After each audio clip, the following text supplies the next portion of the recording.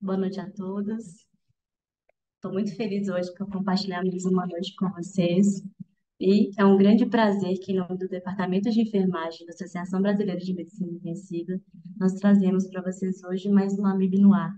Eu sou Débora Soares, sou enfermeira intensivista, com residência em terapia intensiva na Santa Casa de Belo Horizonte, titular da ABENTE, professora na pós-graduação de terapia intensiva e urgência e emergência na Faculdade da Santa Casa de Belo Horizonte, também na PUC Minas e na Faculdade Albert Einstein.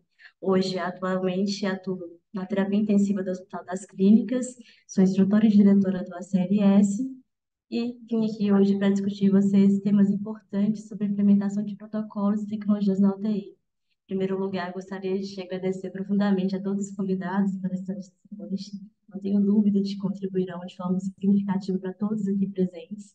Agradecer também pela nossa presidente, Renata Pietro, que fez o convite e fomentou mais um Amigo no Ar, de tanto sucesso que vai ser. E gostaria também de fazer algumas introduções para quem está nos assistindo. Em primeiro lugar, gostaria para falar para vocês que todas as câmeras podem estar abertas, mas nós não vamos conseguir ouvi-los em momento algum. Então, a forma de interagir tanto com os convidados ou comigo será pelo QI, através de perguntas diretas e também através do chat. Então, fiquem à vontade para fazer perguntas, para participarem de forma ativa. Aguardamos essa interação. E aqui no chat eu gostaria que vocês também falassem para a gente de onde vocês estão assistindo, e perguntas introdutórias que no melhor momento serão respondidas. Bem, dando seguimento à nossa apresentação, hoje nós vamos falar da temática implementação de protocolos e tecnologia na UTI, o que há de novo, e vamos poder falar sobre essas temáticas direcionando algumas mesas. A primeira mesa vai ser direcionada pela nossa enfermeira Francine. Vou apresentá-la. A Francine Giomara Lopes é pós-doutora pela Universidade Federal de Medicina da USP, doutora em enfermagem pela Faculdade de Enfermagem também da USP, especialista em cardiologia pelo Instituto Dante Pazzanelli, em cardiologia, titulada em terapia intensiva pela BENT, ECMO especialista pela ELSO, especialista em ultrassonografia para enfermeiros, graduada em enfermagem pela Faculdade de Medicina de Marília, enfermeira da Unidade de Terapia Intensiva do Hospital Sírio-Libanês, coordenadora e tutora do Programa de Residência Multiprofissional em Cuidados do Paciente Crítico do Hospital Sírio-Libanês e instrutora do ACLS também no Sírio-Libanês. Ela vai falar um pouquinho conosco hoje sobre enfermagem e saúde baseada em evidência, e eu vou aproveitar esse momento também para introduzir e falar um pouquinho sobre os nossos outros palestrantes. Pode levantar a mãozinha para mostrar quem é você. Uma outra Opa, convidada desculpa, que nós boa temos, noite a todos. a outra convidada que nós temos hoje também é a Bruna Gomes Barbeiro. Ela é enfermeira, subinvestigadora do projeto de pesquisa Telescópio 2 do Hospital Israelita Albert Einstein, bacharel pela USP de Ribeirão Preto, especialista em UTI pelo Programa de Residência Multiprofissional em Terapia Intensiva Adulta do Hospital também israelita, especialista em nefrologia pela Unifesp e mestre em Ciência da Saúde pela Escola de Enfermagem da USP. Boa noite, pessoal. Um prazer estar aqui hoje com vocês. O Joatan Borges Ribeiro, também nosso convidado, é enfermeiro mestre e doutorando em ciências pelo Programa de Pós-Graduação em Enfermagem na Saúde do Adulto, da Escola de Enfermagem também da USP, titulado em Terapia Intensiva pela ABENTE, especialista em cuidado ao paciente crítico de modalidade de residência multiprofissional e gestão em qualidade em saúde e segurança do paciente, ambos pelo Instituto de Ensino e Pesquisa do Sírio-Libanês, se apresentar, e membro Oi, do pessoal, boa Inova, noite, tá né? aqui é um prazer. E nosso membro do Inova, Querido da Nova, MIB. com certeza, no meu coração. E por último, o Felipe Utuari de Andrade Coelho.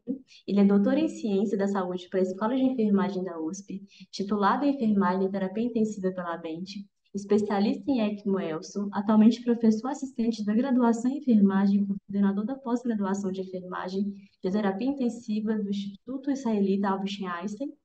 Bem-vindo, Felipe. Boa noite, pessoal. Então, nós temos um time de peso aí para discutir sobre a implementação de protocolos, novas tecnologias e nos dar direcionamentos sobre como a melhor forma de cuidar do nosso paciente crítico implicando em melhores desfechos. Sejam muito bem-vindos para essa discussão e eu vou começar pela Francine. Francine, nós sabemos que você é uma pesquisadora de ponta, né, que já fala muito sobre a enfermagem baseada em evidência. Eu queria te fazer uma pergunta. Como a enfermagem baseada em evidência está mudando os protocolos de cuidado atuais na UTI? Qual a implicação que faz para o nosso cuidado? Bom, primeiramente, boa noite a todos, Débora e toda a equipe Amibe, muito obrigada pelo convite. É um prazer imenso estar aqui essa noite com vocês, falando um pouquinho de todo o panorama que eu sou apaixonada, que é a terapia intensiva, né? E hoje nós podemos juntar a terapia intensiva e, obviamente, com as pesquisas e toda a enfermagem baseada em evidências, né? Então, coube a mim iniciar esse tema tão importante e que eu vejo que cada vez mais nós estamos crescendo, né? Então, a saúde baseada em evidência, ela é extremamente importante, acho que é a base do nosso cuidado, né?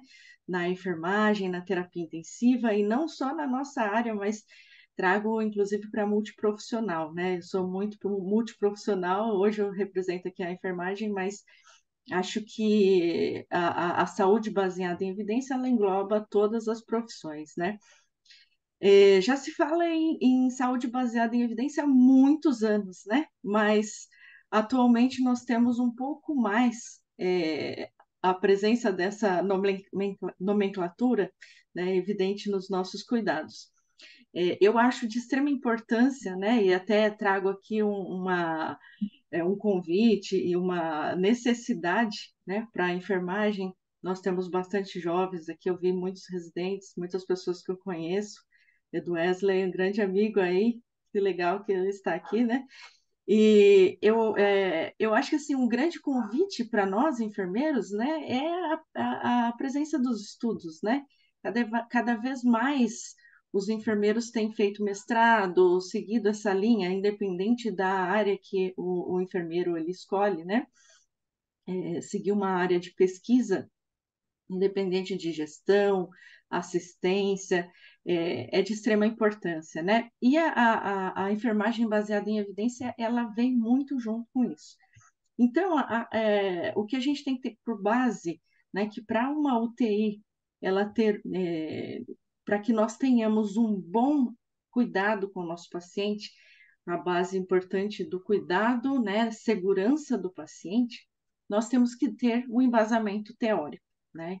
E para isso temos que ter evidências científicas boas, né? Então, por isso que eu chamo a atenção aí e convido a juventude a escrever coisas mais relacionadas à prática da enfermagem, né?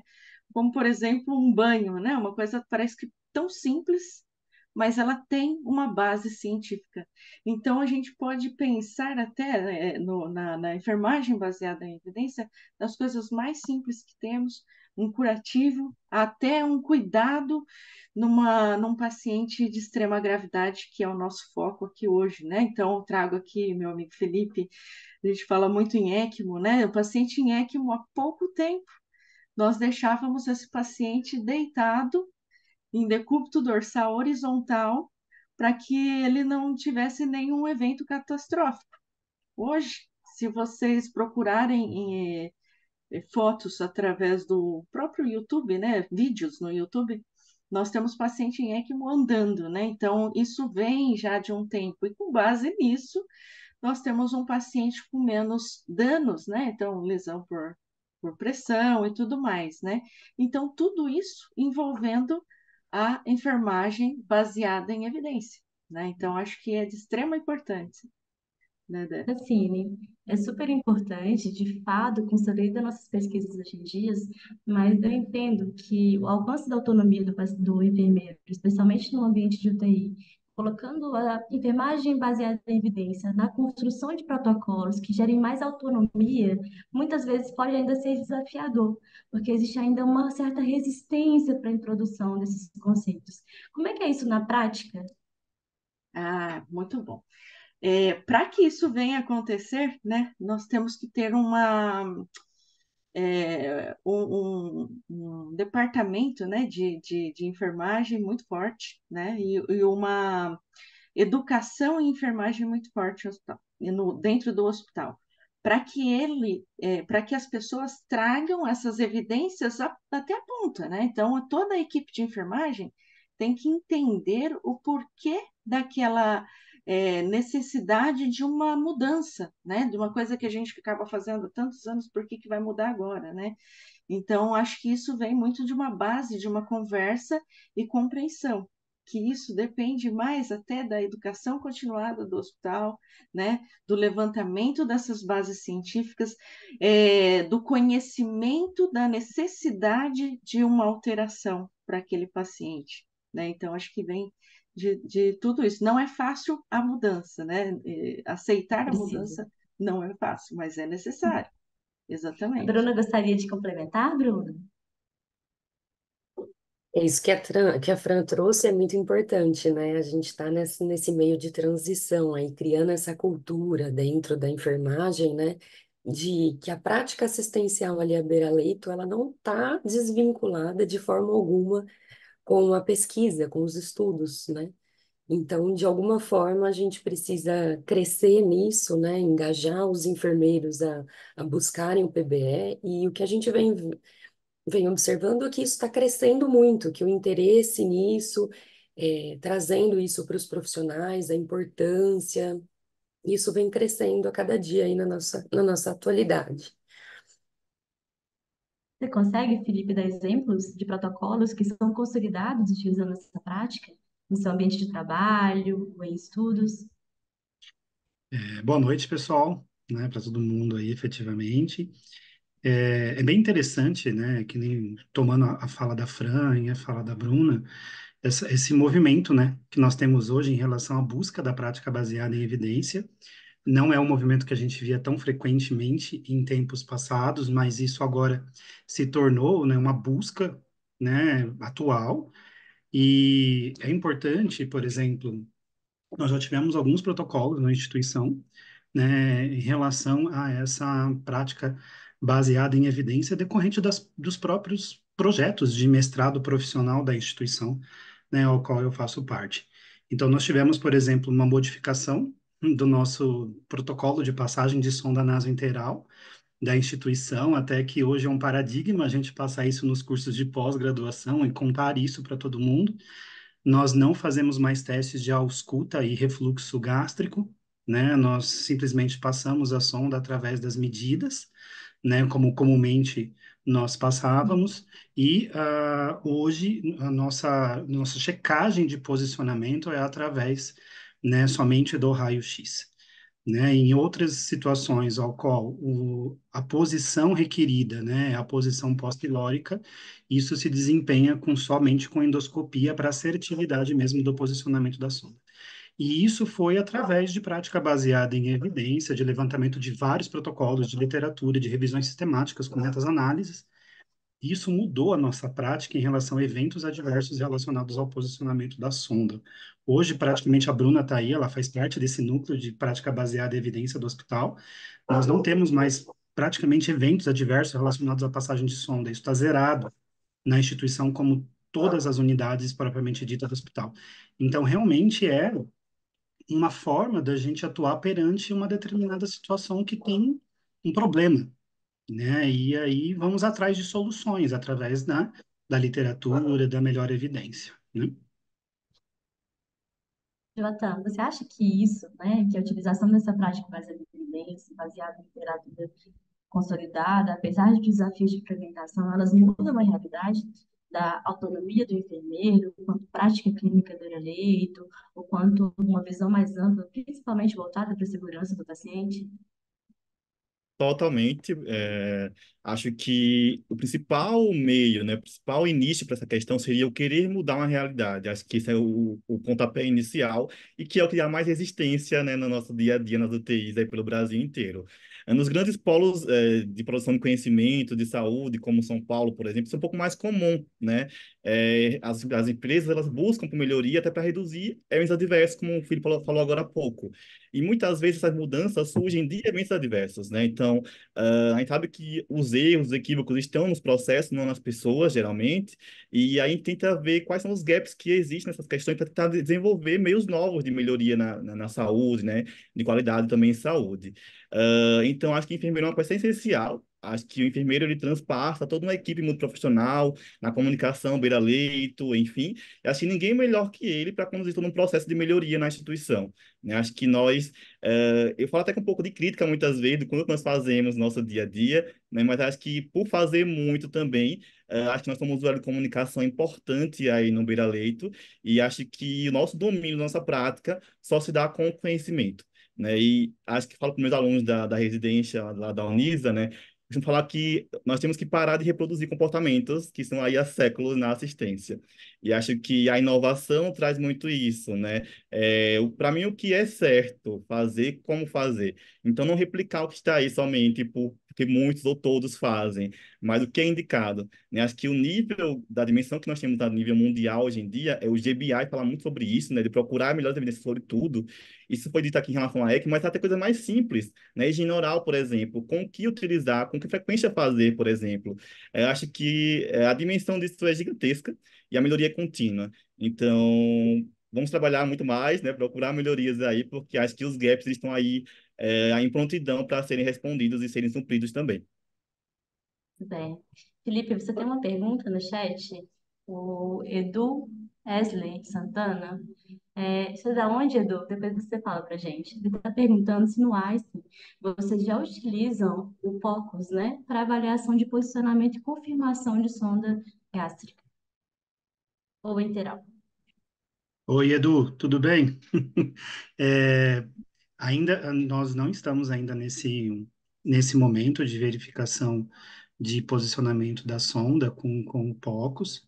Nós tivemos esse levantamento de possibilidade no momento de discussão do posicionamento da sonda, mas ainda é um projeto que está em andamento com várias outras particularidades de posicionamento de sonda, né? E a gente acaba não utilizando porque foi um desafio da curva de aprendizagem do profissional enfermeiro para poder checar o posicionamento, porque mais tarde a gente vai conversar sobre a questão do POCUS. Existem várias localidades do POCUS gástrico que o enfermeiro precisa estar atento, né, para a checagem das estruturas ao redor e do próprio dispositivo. Então, não ficou naquele momento que tinha que ter uma medida assertiva naquela hora para que o protocolo fosse bem estabelecido. Isso está correndo em paralelo, né? Essa questão da checagem do ultrassom. Acredito que em breve tenhamos alguns resultados interessantes em relação a isso. Nós tivemos, se eu não me engano, uma dissertação ou uma tese do pessoal do Sul, né, que viu essa questão do posicionamento da sonda pelo POCUS e com bons resultados. Então, acredito que com essas evidências isso possa ser mais esclarecedor e que a gente possa, né, absorver essas evidências, né, chegando, porque até então, porque tudo isso mudou-se no meio da pandemia. Né? Na pandemia, a gente não tinha metas, análises e revisões sistemáticas de posicionamento de sonda interal pelo enfermeiro consistentes.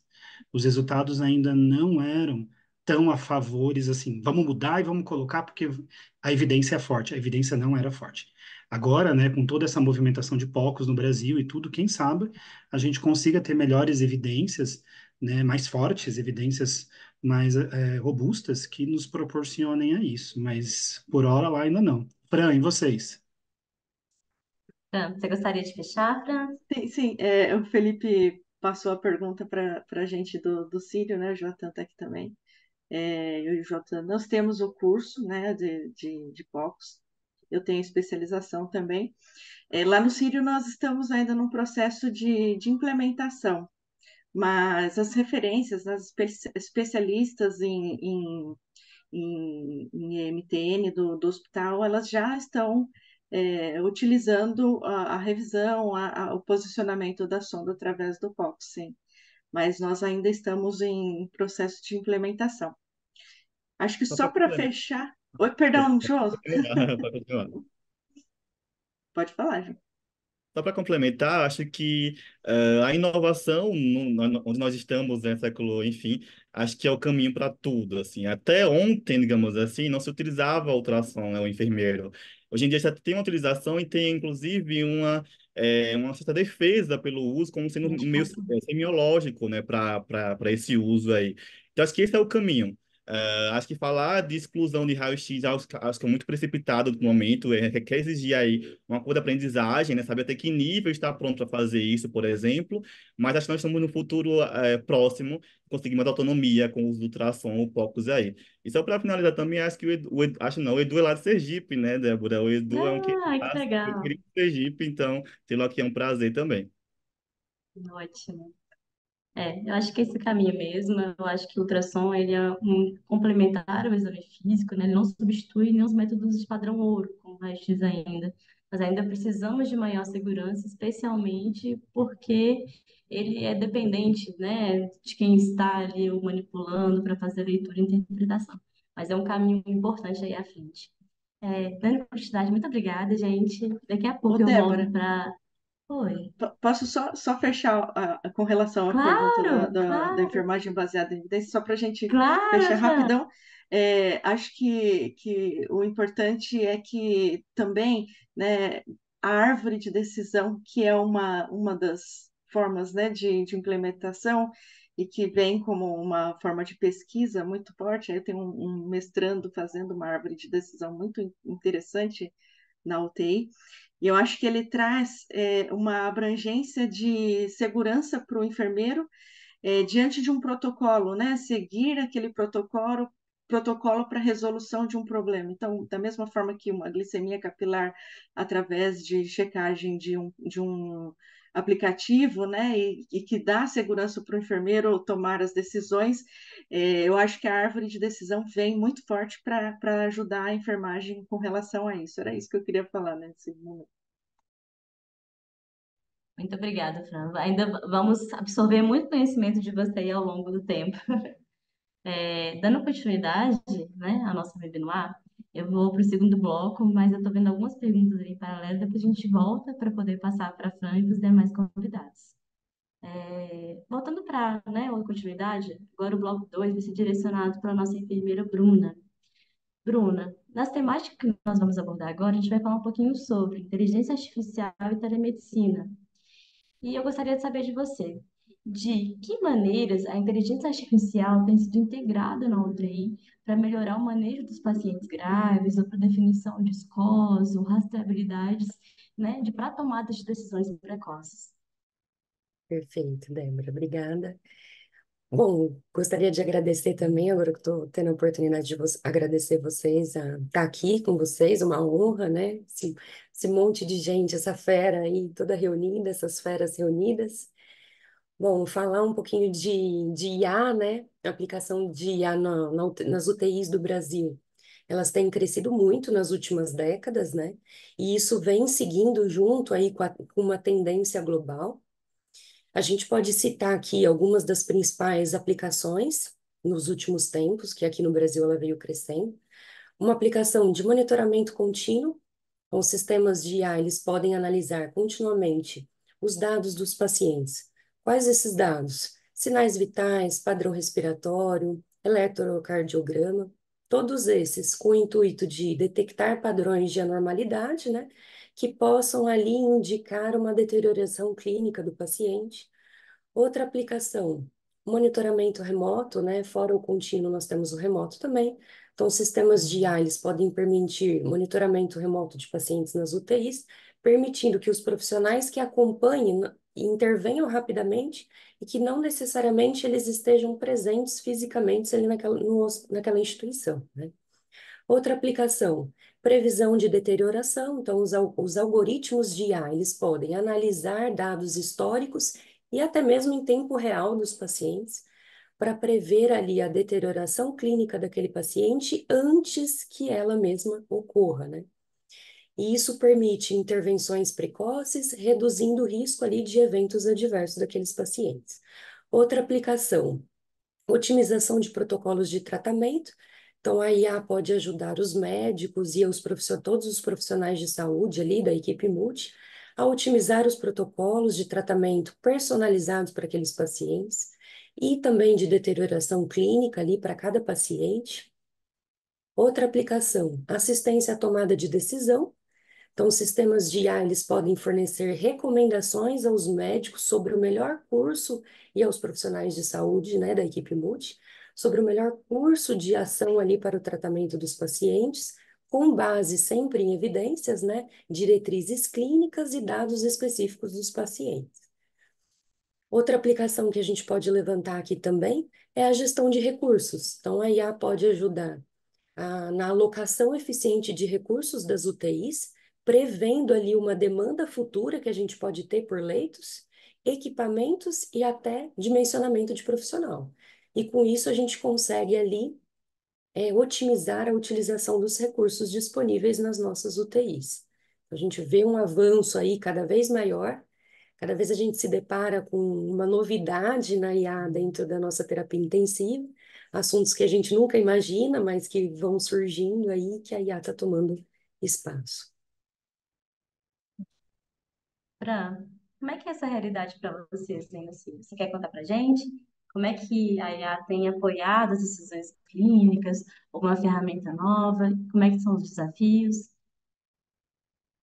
Bom, acho que a gente ainda está, nós estamos ainda um pouco distantes, né, dessa realidade.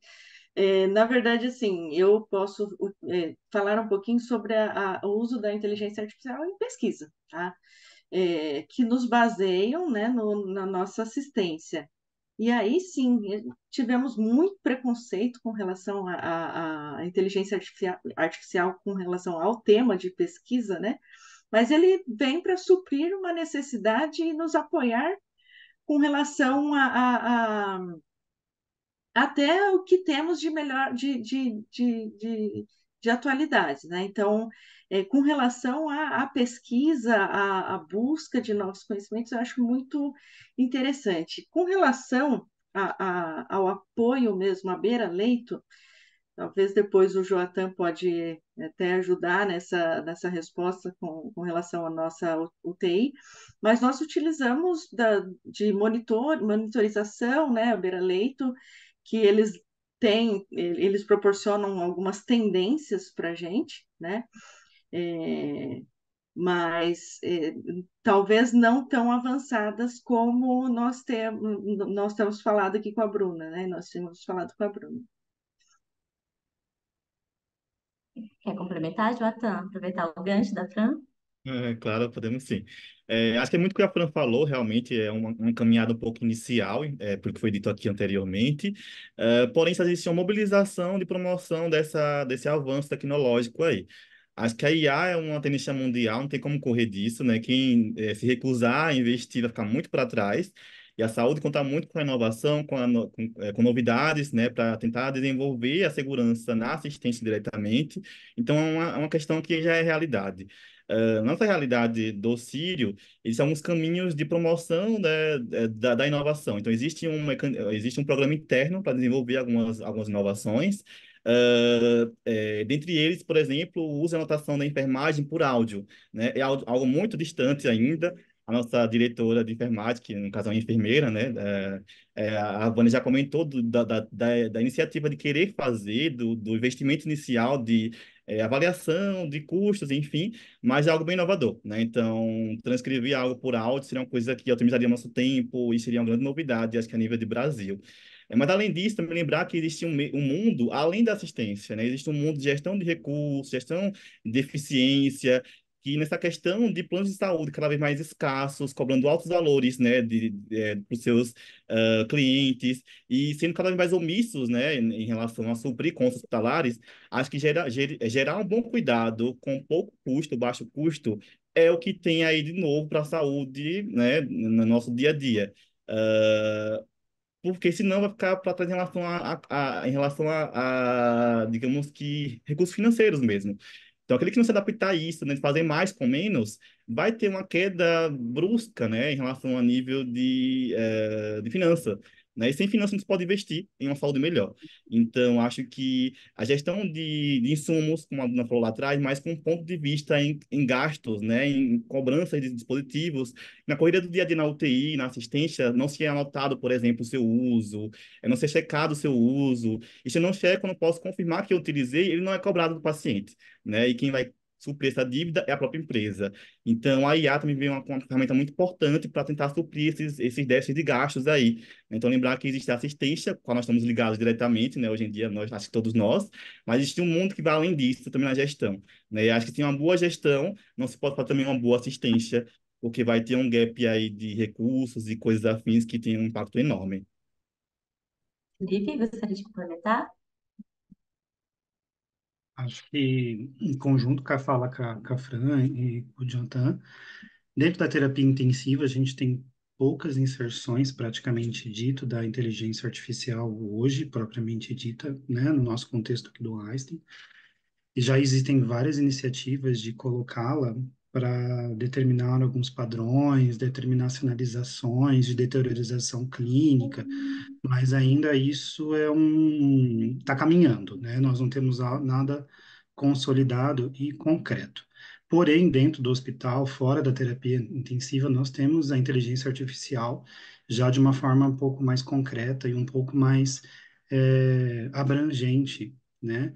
Principalmente nas nossas distribuições de leito, né? Nós já temos um setor que é controlado, não que ele seja controlado, mas a principal ferramenta desse setor, né, que nós temos em relação à chegada, né, a avaliação de quanto tempo o paciente demora no pronto atendimento, para qual setor que ele vai ser distribuído, né, que ele vai ser alocado, quanto tempo que ele vai demorar para ser alocado, quanto essa unidade demora para ele poder recepcioná-lo, né, quais são os recursos que estão faltando para ele ser alocado, toda essa questão de gerenciamento de leito do hospital é feito por inteligência artificial, né? E a alta, né, gestão de enfermagem, ela se usa disso de forma a tentar deixar o processo mais eficiente em termos de rotatividade e liberação de leito, e tem tido grandes resultados com isso, porque às vezes o processo ele fica, sem a utilização dessas ferramentas, ele fica muito manual, né, em relação a onde que está o leito, para quem que vai ser distribuído, principalmente os leitos de terapia intensiva,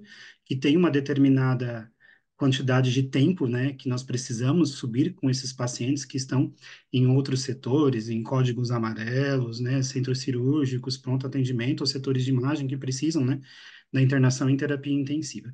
Então, no hospital nós já temos essa inserção da inteligência artificial com esse papel extremamente importante, né? Temos um setor que a gente também chama, a gente chama vulgarmente, né? A Bruna também está aí, a gente chama de CEMOA, é um setor de monitorização clínica da terapia intensiva, aonde nós temos o nosso setor de monitorização clínica, né, dos monitores multiparamétricos e tudo, e a partir do momento que eu tenho um determinado, uma determinada uma hipotensão, uma taquicardia não resolvida, esse setor consegue visualizar que isso não foi resolvido e ele liga na unidade que o paciente se encontra, né, os enfermeiros, os profissionais que estão nesse setor, para saber o que está acontecendo ou se eles já estão sabendo que isso está acontecendo, por que que não foi resolvido. Então, essa inteligência artificial ela tem nos colaborado em relação a tomadas de decisões mais rápidas, né, para evitar deteriorizações clínicas. Então, é mais nesse contexto que nós temos, não nosso de enfermagem à beira do leito ali para nossas tomadas de decisões agora, né? É. Eu acho que a gente está caminhando para isso. Parece que está muito longo e distante, mas a gente já percebe. Utilização em unidade de internação para transferência do paciente não ter como código amarelo usando o NIOS. Então, dependendo da numeração que é codificada ali, já tem uma alerta de vermelho, amarelo, para estratificar tempo de atendimento e condução para ver se esse paciente precisa ou não ser direcionado, né? A gente já vê, Jota, utilização como o DRG Brasil, né? DRG é um grupo de diagnósticos que ele já implica no tempo de internação desse paciente, a utilização de recursos para entrega de saúde em valor. Então, a gente já está caminhando, parece que está muito distante, mas já está ali. já está dentro da nossa saúde. A gente percebe, né, a introdução, como o Felipe falou, é muito vantajoso, o monitor multiparâmetros, que traz as informações para tomada de decisão. Ainda não é uma realidade geral, né, gente? Infelizmente, ainda não é uma realidade geral, mas as codificações, o enfermeiro também interagir, entender um pouco sobre tecnologia faz parte.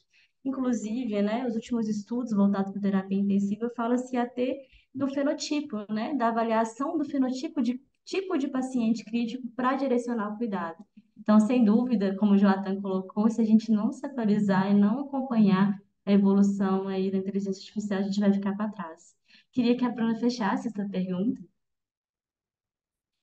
Débora, eu vou puxar exatamente com a sua fala. Exatamente, a gente precisa se inteirar da IA, principalmente a enfermagem, porque ela está batendo na nossa porta.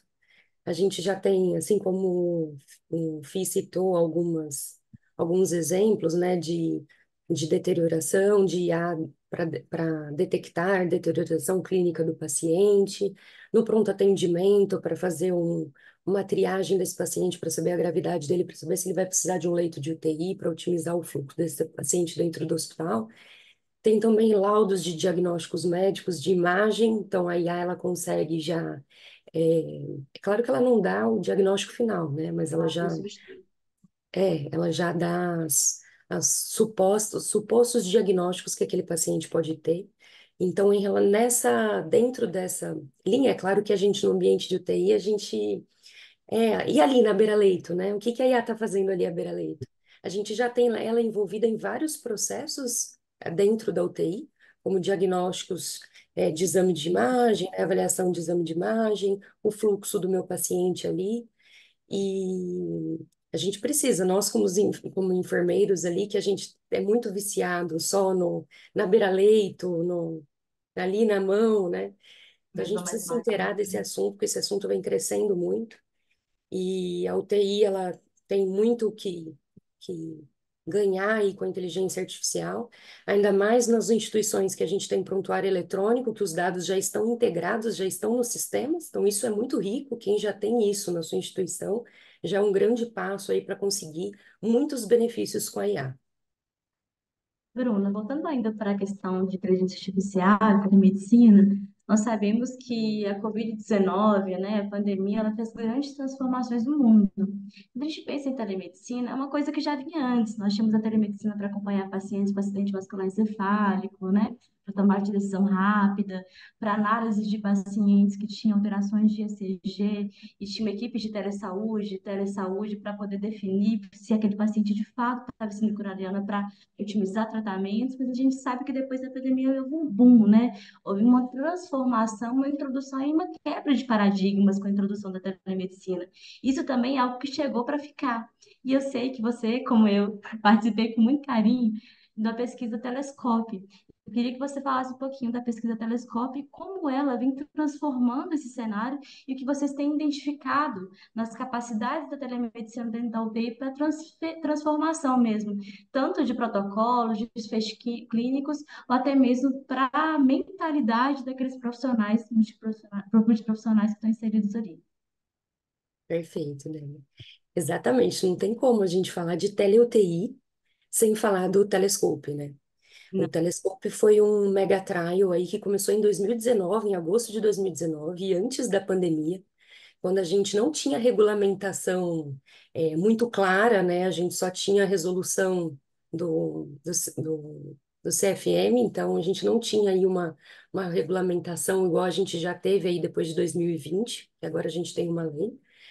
E o Telescope, ele é um mega trial, é um ensaio clínico, foi um estudo clínico randomizado, com mais aí de 20 mil participantes nele, que atendeu as várias UTIs do Brasil, e a proposta dele, né, que foi pré-pandemia, foi o seguinte, né, o cenário que a gente tem no nosso Brasil é um território imenso e uma distribuição totalmente heterogênea, principalmente dos profissionais, né? A gente vê uma concentração dos profissionais mais a sudeste ali.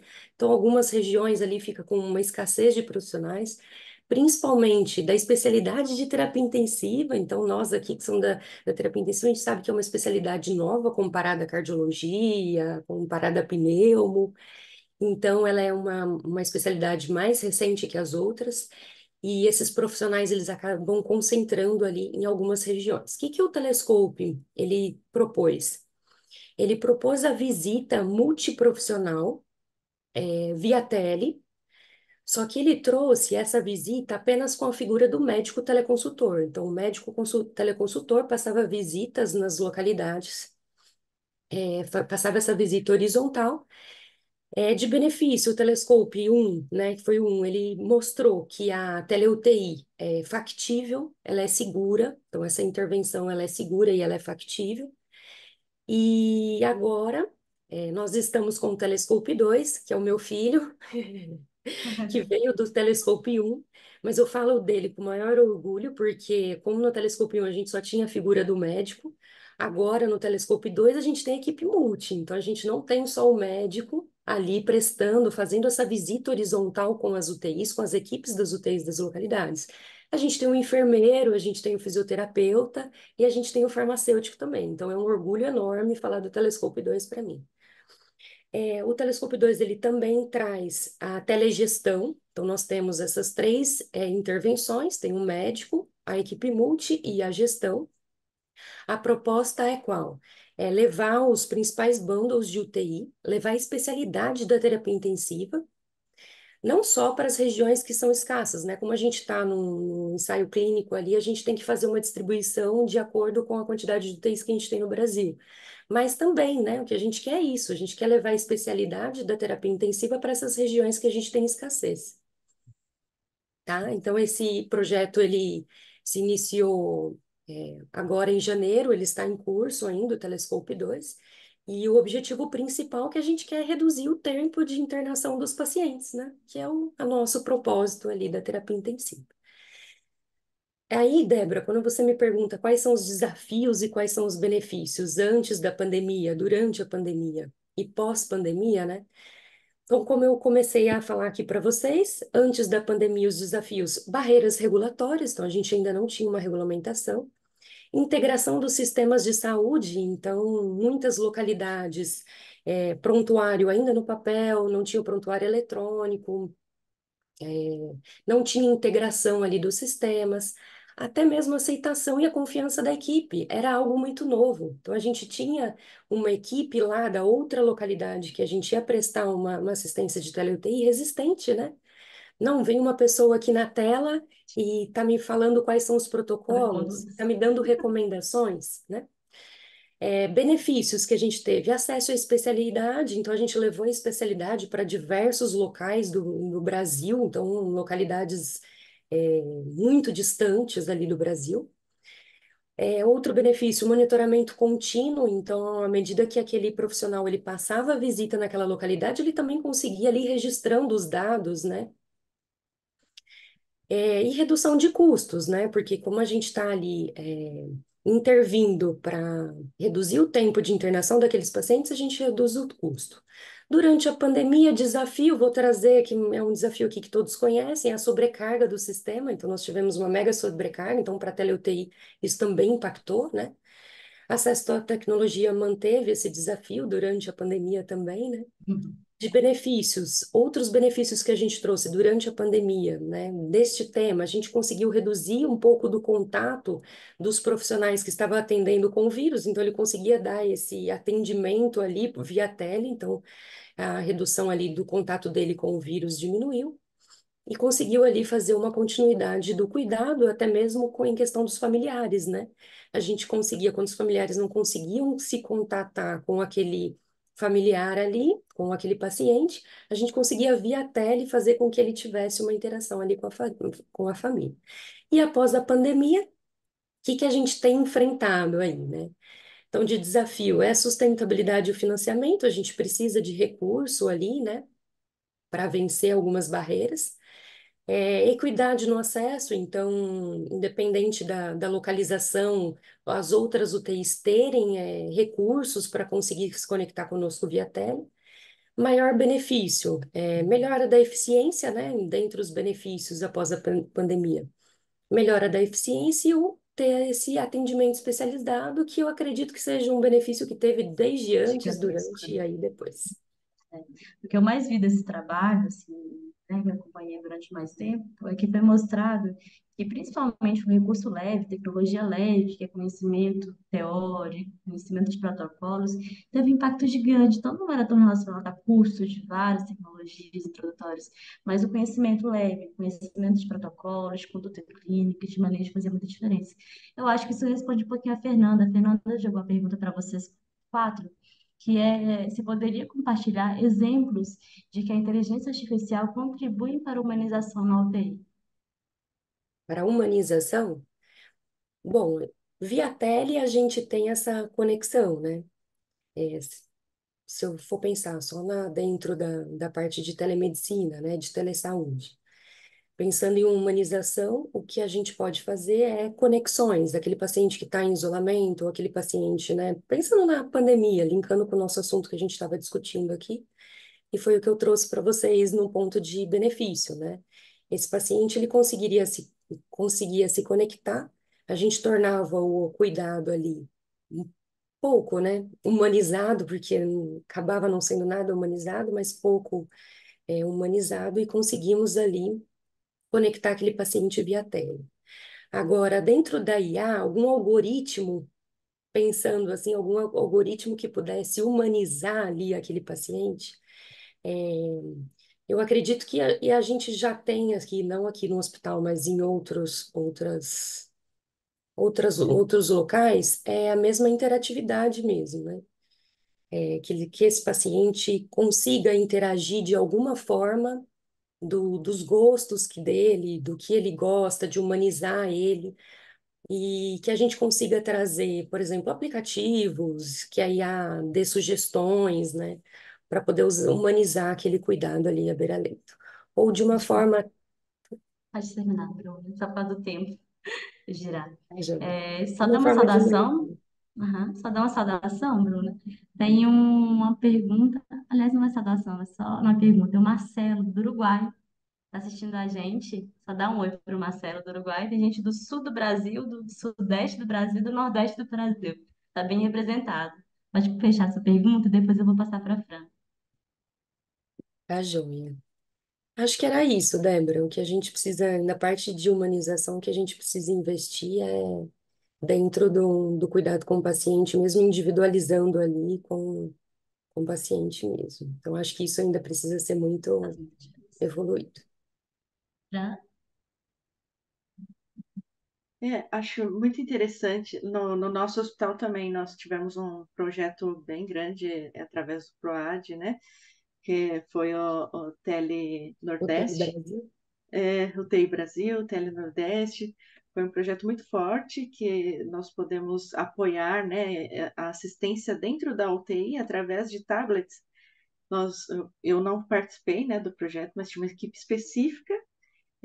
Os meus residentes, eles passaram também por esse setor, então eles apoiaram de certa forma.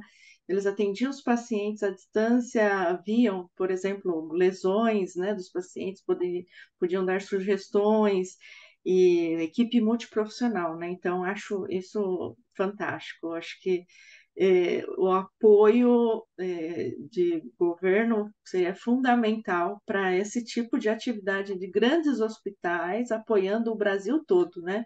Somos um país muito grande e com muita diferença, né, dentre as localidades. Eu sou do interior de São Paulo e isso já temos diferença do interior para São Paulo. Então, acho fantástico essa atuação. Passar para o Felipe. Acho muito interessante essa ideia, né, do telescope.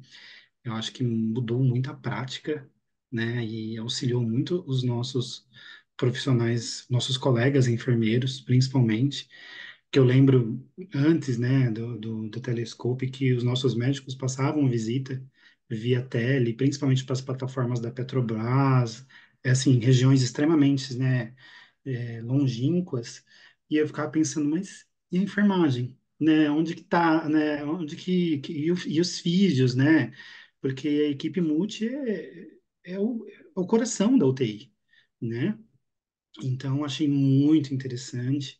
Eu tenho hoje alunos na pós-graduação que são enfermeiros dos lugares do Telescope e eles falam com muito carinho, né, dos enfermeiros que passam visita com eles. No primeiro momento eles falavam, professor, mas é muito esquisito alguém chegar dentro da nossa UTI e falar assim, mas tenta não fazer assim, vamos fazer diferente. Mas é a evidência, é o fazer diferente que o Joatan estava falando, né? Não está tendo resultado do mesmo jeito desse jeito que está fazendo, vamos procurar formas diferentes que tem na literatura, tem evidências, não temos recursos, mas vamos adaptar com aquilo que tem, né? E vamos tentar chegar naquela evidência, naquela melhor taxa dos nossos indicadores, né, dos nossos resultados enquanto enfermagem, né? Então, assim, muito interessante, né? Parabéns para todo mundo que está envolvido diretamente ou indiretamente também, né, no Telescope. Acho que é fantástico e acho que, se possível, expandam cada vez mais, porque o nosso Brasil é imenso, né? Jatan. Só continuar em relação ao que foi dito, eu acho que em relação ao que eu vivenciei lá no Sírio, TI, como a Fran falou, foi um movimento bem importante no país inteiro, né, nos hospitais que são proados de serviço de excelência, os 5 hospitais aí, e questionaram em relação à humanização. Acho que como a Bruna falou também, a nível local, né, na pandemia, houve essa questão da visita multiprofissional, às vezes psicológica também envolvida, com esses tablets que fazem a distância do paciente com suas famílias, mas acho que vai além disso. Quando a gente fala no TI, eu lembro sempre de um vídeo local aqui do Ciro que eles mostram a nossa médica responsável, a doutora Soraya e a equipe dela, enfim, que eles foram ao território de Morajoara, lá no Amazonas, que não se tem como acessar aquela região se não for de avião monomotor. Então, são horas de viagem de avião monomotor para chegar nessa ilha e chega lá você vê uma situação precária de assistência à saúde. Então, acho que falar disso aí já é humanização. As garantir um direito básico, que é saúde para todos, acho que nada mais humano do que isso, né? Então, a gente tenta vincular a humanização a coisas ligadas ao afetivo, mas a humanização vai muito além disso, né? O nosso falar no dia a dia, o nosso fazer no dia a dia, o nosso olhar, inclusive, no dia a dia. Então, acessar lugares que são remotos, que são muitas vezes não alcançáveis, com o TI, acho que foi a prova viva de humanização aí na assistência.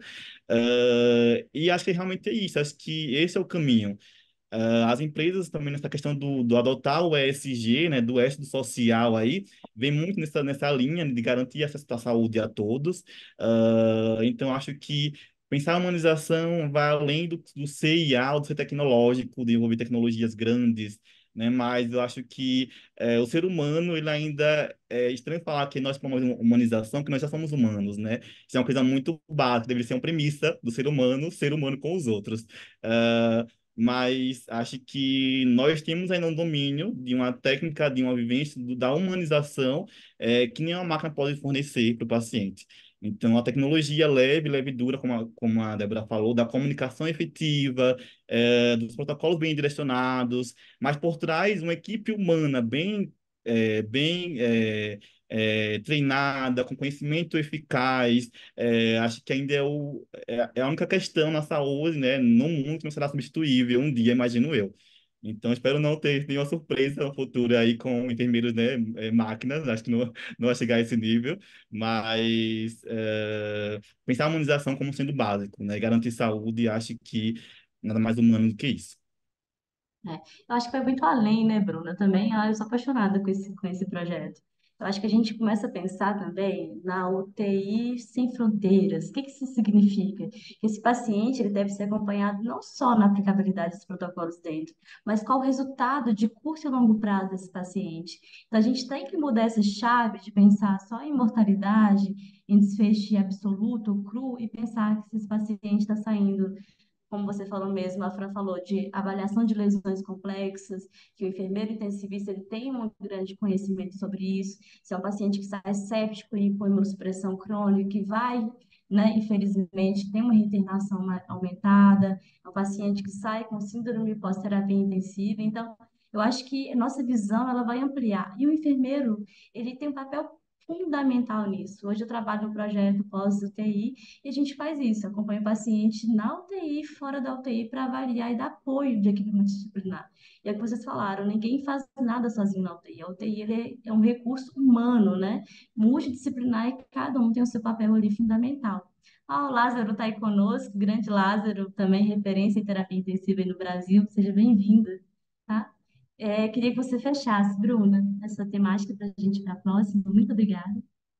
Tá joia, eu que agradeço. Então, a gente está aí em busca de construir um modelo teleassistencial para conseguir não só auxiliar aí na saúde pública que a gente tem no Brasil, mas conseguir documentar, ter essa evidência científica, porque a gente não tem.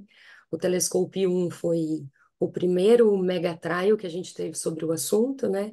Eles até, o Jonathan e a Fran até citaram o TeleUTI Brasil, que foi um projeto de colaborativa, né? Não foi um projeto de pesquisa, mas foi colaborativo que trouxe muitos o modelo que vinha assim, veio construído no Telescope 1 e começou o modelo que a gente queria aplicar ali no Telescope 2, né?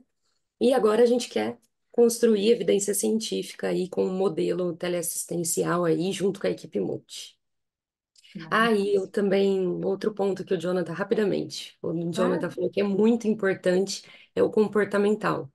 Então, nesse projeto, a gente teve um treinamento da nossa equipe de teleconsultores que tinha um eixo, um módulo só de comportamental, que a gente se reuniu com as psicólogas, elas construíram esse treinamento de, não vai só de dress code, câmera aberta, não, é a forma como a gente vai abordar, como a gente vai conquistar, como a gente vai engajar aquela equipe que está saturada lá do outro lado, né, que está então, é importantíssimo isso que ele trouxe em relação ao treinamento comportamental. Não que a gente entenda que as pessoas não tenham o teleconsultor, mas o que ele precisa realmente dar muita atenção para aquilo, né? É aquela olhada no relógio que a gente faz de vez em quando, imperceptível, que numa conexão a gente pode acabar ali com o nosso vínculo ali com a localidade que a gente está tentando entrar na UTI deles, né?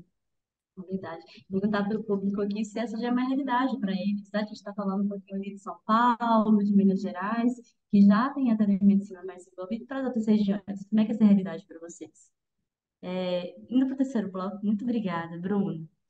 Eu acho que todo mundo vai ficar curioso, já vai começar a dar um Google ali em Telescope para poder conhecer um pouquinho mais esse grande projeto. É, Pessoal, no terceiro bloco, a gente vai falar um pouquinho sobre tecnologias avançadas, principalmente o uso de POCUS e ECMO. E nosso chefe do bloco vai ser o Felipe Utuari. Felipe, eu queria saber de você como o uso do POCUS transformou a avaliação e o manejo de pacientes graves. Essa já é uma realidade aqui no Brasil?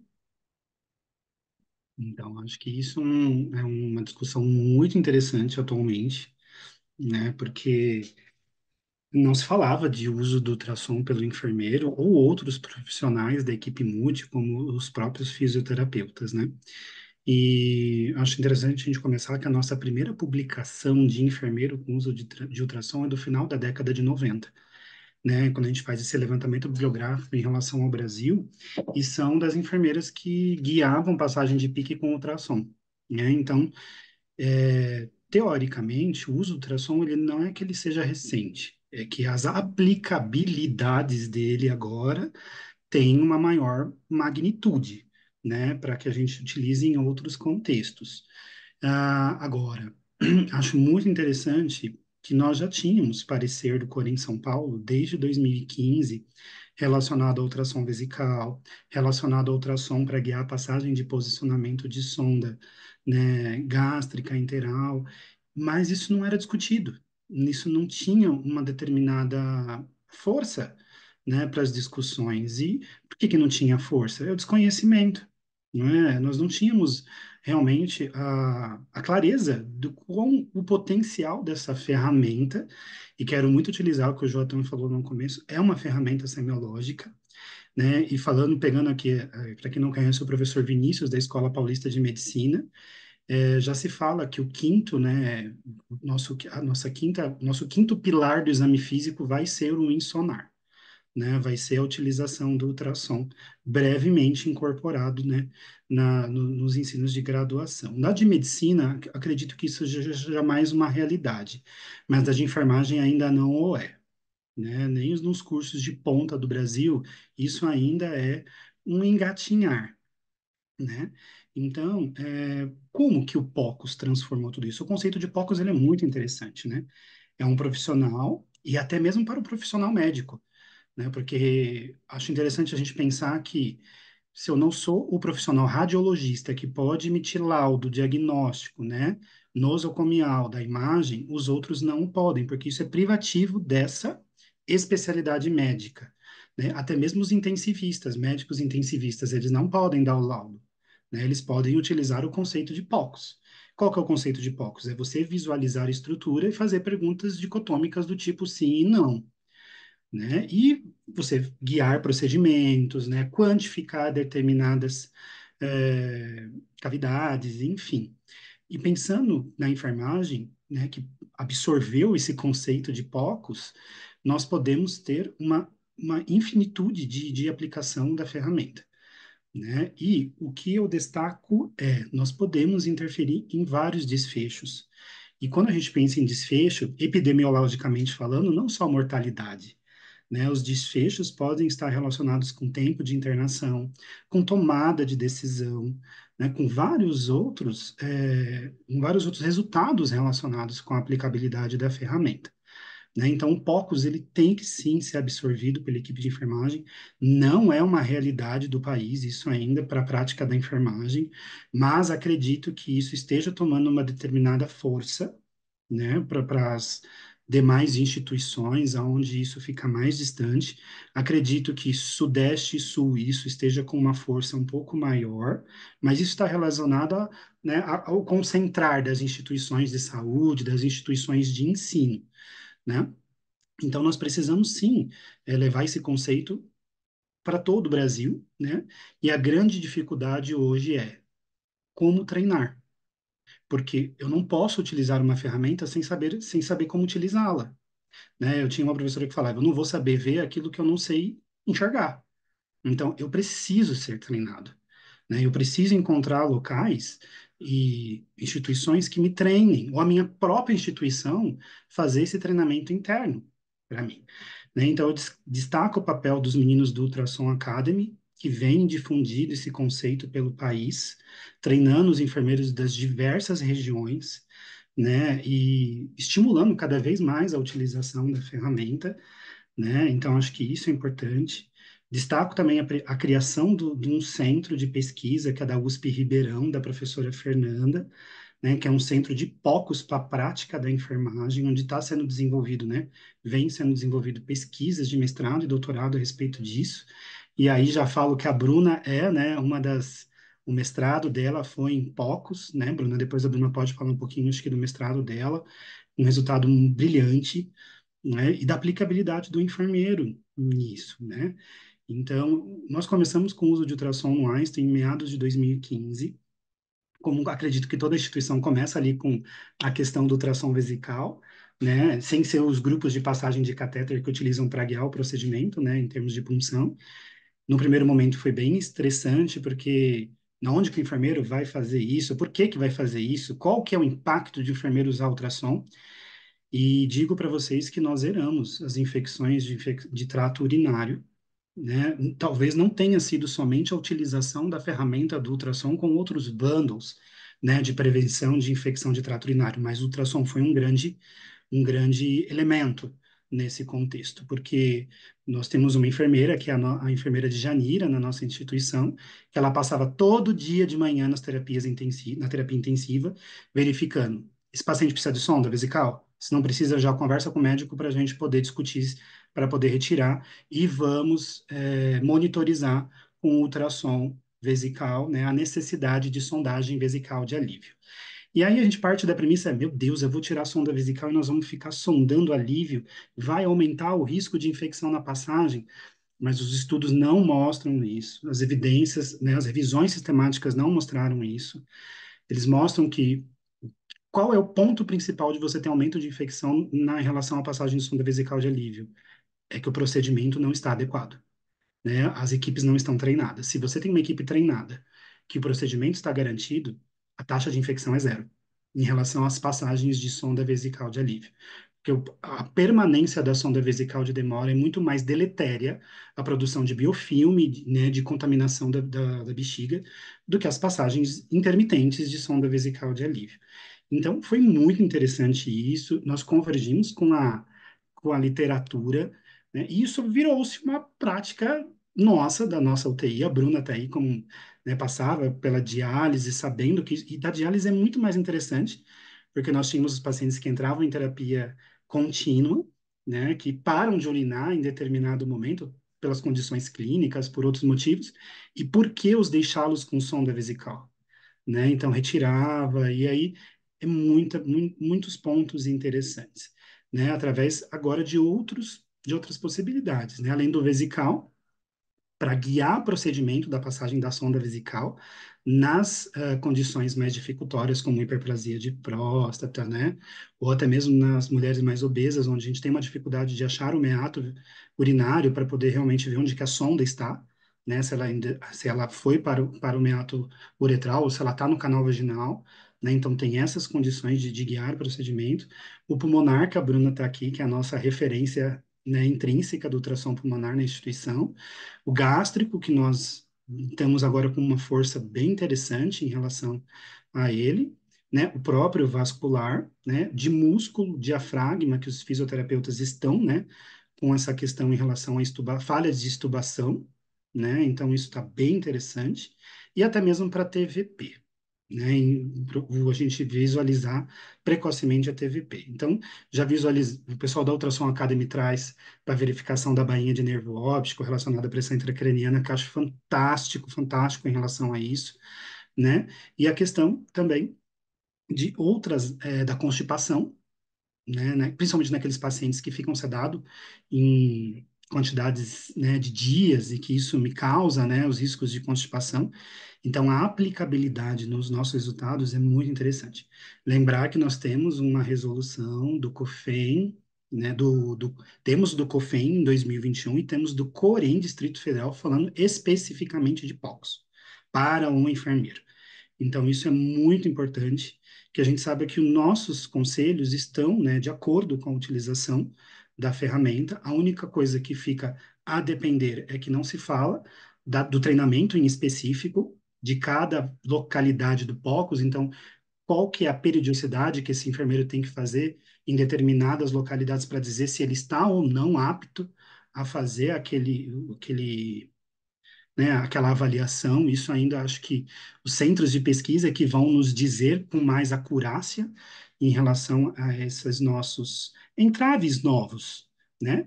E lembrar que nós precisamos nos guiar nos processos de enfermagem, do processo de enfermagem que teve essa atualização aí agora, né, em janeiro de 2024.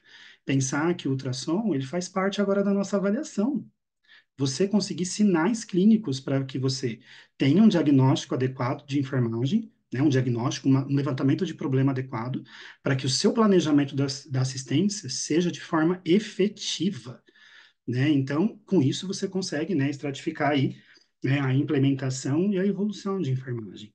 Então, acho muito interessante esse nosso futuro aí, Débora. Tá mudo. Acho que tá mudo, né? Sem dúvida, Felipe. É um caminho sem volta também, que de fato nos ajuda muito na tomada de decisão. Bruna, você queria complementar, Felipe? É, só trazer, né, um assunto. Eu tenho conflito de interesse também, né? Acabei de defender meu mestrado em ultrassom pulmonar para avaliação de congestão pulmonar. E trazendo um gancho que o Felipe trouxe também, né? Que no começo, lá em 2015, quando a gente estava pegando o ultrassom, quando a equipe multi começou a pegar o ultrassom que só era usado ali para passagem de catéter, às vezes ficava empoeirado por um tempo enquanto não usava. Quando a gente começou a usar, e aí levantaram os questionamentos. Mas para quê? Qual o objetivo, né? E agora, graças a Deus, a gente está indo cada vez mais longe aí e, e estamos aí. Recentemente, quando eu estava terminando a minha tese e puxando assuntos, né? Porque ultrassom pulmonar pelo enfermeiro é um assunto que você não encontra na literatura, tá? Então, se vocês quiserem a minha dissertação aí, vocês fiquem tranquilos que eu divulgo com vocês. É um assunto muito difícil de achar, mas eu achei muito interessante que, lendo assim sobre ultrassom, eu achei sobre ultrassom de partes moles para avaliação de lesão por pressão. Aí eu Eu falei, gente, nós vamos dominar o mundo com a ultrassom. Ai, Excelente. obrigada, Fih, pelos comentários, pelas considerações. O Fih aí é um atlas do ultrassom também. Eu sei que eles estão aí também no paciente em ECMO usando ultrassom e está cada vez aí avançando mais. Vocês estão de parabéns. Fran, você queria complementar? Acho que a gente tem usado também pelos mesmos motivos, né? Ultrassom pulmonar ainda muito devagar, Bruna, compartilha com a gente aí, né? Nós temos até o conhecimento, mas a gente utiliza pouco, tá? Confesso que eu fiz uma vez num paciente para confirmação de um enfisema subcutâneo. A gente usa também em ECMO, tá? Para veia cava, né? E bainha de nervo óptico, mas é mais realizado pelo médico, né?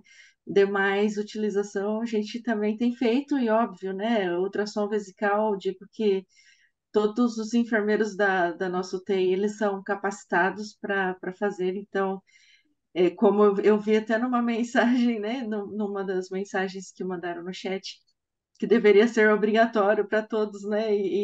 Eu concordo, porque a gente minimiza muitas é, infecções, né? Aumenta o tempo de internação, custo e tudo mais, né? Então, eu super concordo com a mensagem que a colega deixou no chat aí. Pois é, apagou, você lembra, Fran, a pergunta? Na verdade, eu acho que ela só fez uma afirmação de que Ok. seria importante todos os enfermeiros serem capacitados para ultrassom vesical e acho que eu não lembro qual foi o outro, não sei se alguém se lembra exatamente, mas é que o ultrassom vesical chamou atenção pelo fato de que há um crescente, né, nas instituições para a realização do ultrassom. Bruna, nós tínhamos até uma enfermeira que, infelizmente, ela saiu do nosso serviço há pouco tempo. Ela está também desenvolvendo o mestrado dela, junto ao professor Vinícius, que é um grande amigo, também ultrassom pulmonar, que é a Ellen, talvez você conheça. Ela era uma referência para nosso TI, mas ela foi para um outro serviço. Ai, já vou procurar ela, que a gente precisa trocar figurinha. Depois eu te passo contato. Combinado. Jatan, você poderia complementar? Sim, sim, só para voltar um pouquinho, a Ellen foi uma grande parceira de plantão meu do noturno, né? Eu adoro a Ellen. Ela faz em veia cava também, ela é da área cardiológica, né? Então ela faz mais nessa área, mas a Ellen é uma querida, realmente. Houve uma pergunta em relação ao uso do ultrassom para passagem de sonda vesical e demora, né? No chat, acho que era isso. Eu até pontuado é que na passagem não se utiliza geralmente ultrassom, a gente utiliza pós-passagem para confirmar localização do balão, por exemplo, né, cheio, e também, né, em pacientes não sondados ainda para ver questão de restrição de retenção urinária aí, tá? Não, a questão anterior do chat. Uh, Acho que falar de tração logo, enquanto não falam de ECMO, porque temos dois gigantes aqui para falar de ECMO, o Afran e o Felipe, então, né, Exatamente. vamos contribuir com o que é possível agora no POCUS. Eu fiz um curso de POCUS recentemente para habilitação técnica, e como falei no início da nossa transmissão, acho que é um meio que vai só evoluir, acho que a tendência é aumentar cada vez mais o seu uso pelo enfermeiro, mas ainda é restrito a usos pontuais, né? A gente sabe que quando se fala do hospital, requer uma questão de respaldo legal, né? E aí, o COFEN liberou uma resolução, mas também questão interna de protocolos para uso, né? Que é uma coisa muito deficiente ainda. Não sei como está lá no Einstein, que os meninos podem opinar depois sobre isso, mas para nós é um pouco ainda restrita a alteração vesical, né? Para ter um protocolo delimitado que explica a atuação do enfermeiro e que nos dá um respaldo de utilização. Então, às vezes, eu faço, assim, para a versão lateral e outros fins com acesso no periférico, enfim, mas não como rotina da instituição em relação a isso. Mas acho que é um caminho sem volta, né? Até comentar em relação ao Vinícius, né, da Unifesp aqui, Ele até comentou um outro evento que aconteceu esses dias, de que se antes não falava pelo enfermeiro de exame físico, por exemplo, ninguém falava, acho que antes, muito tempo atrás, na verdade, né?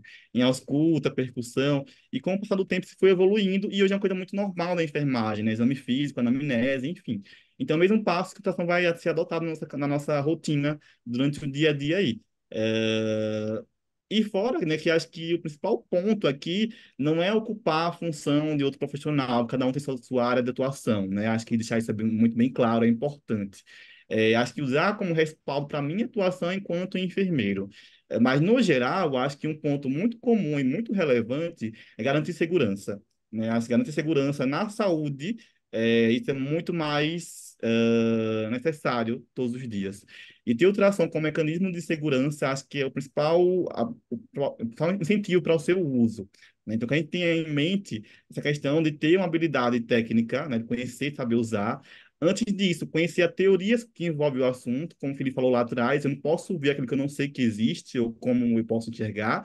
Então, até para entender se há alguma alteração visível ou não, conseguir discutir isso, né, com algum objetivo ou não. Então, perceber que vai muito além do fazer, mas o fazer para quê, né?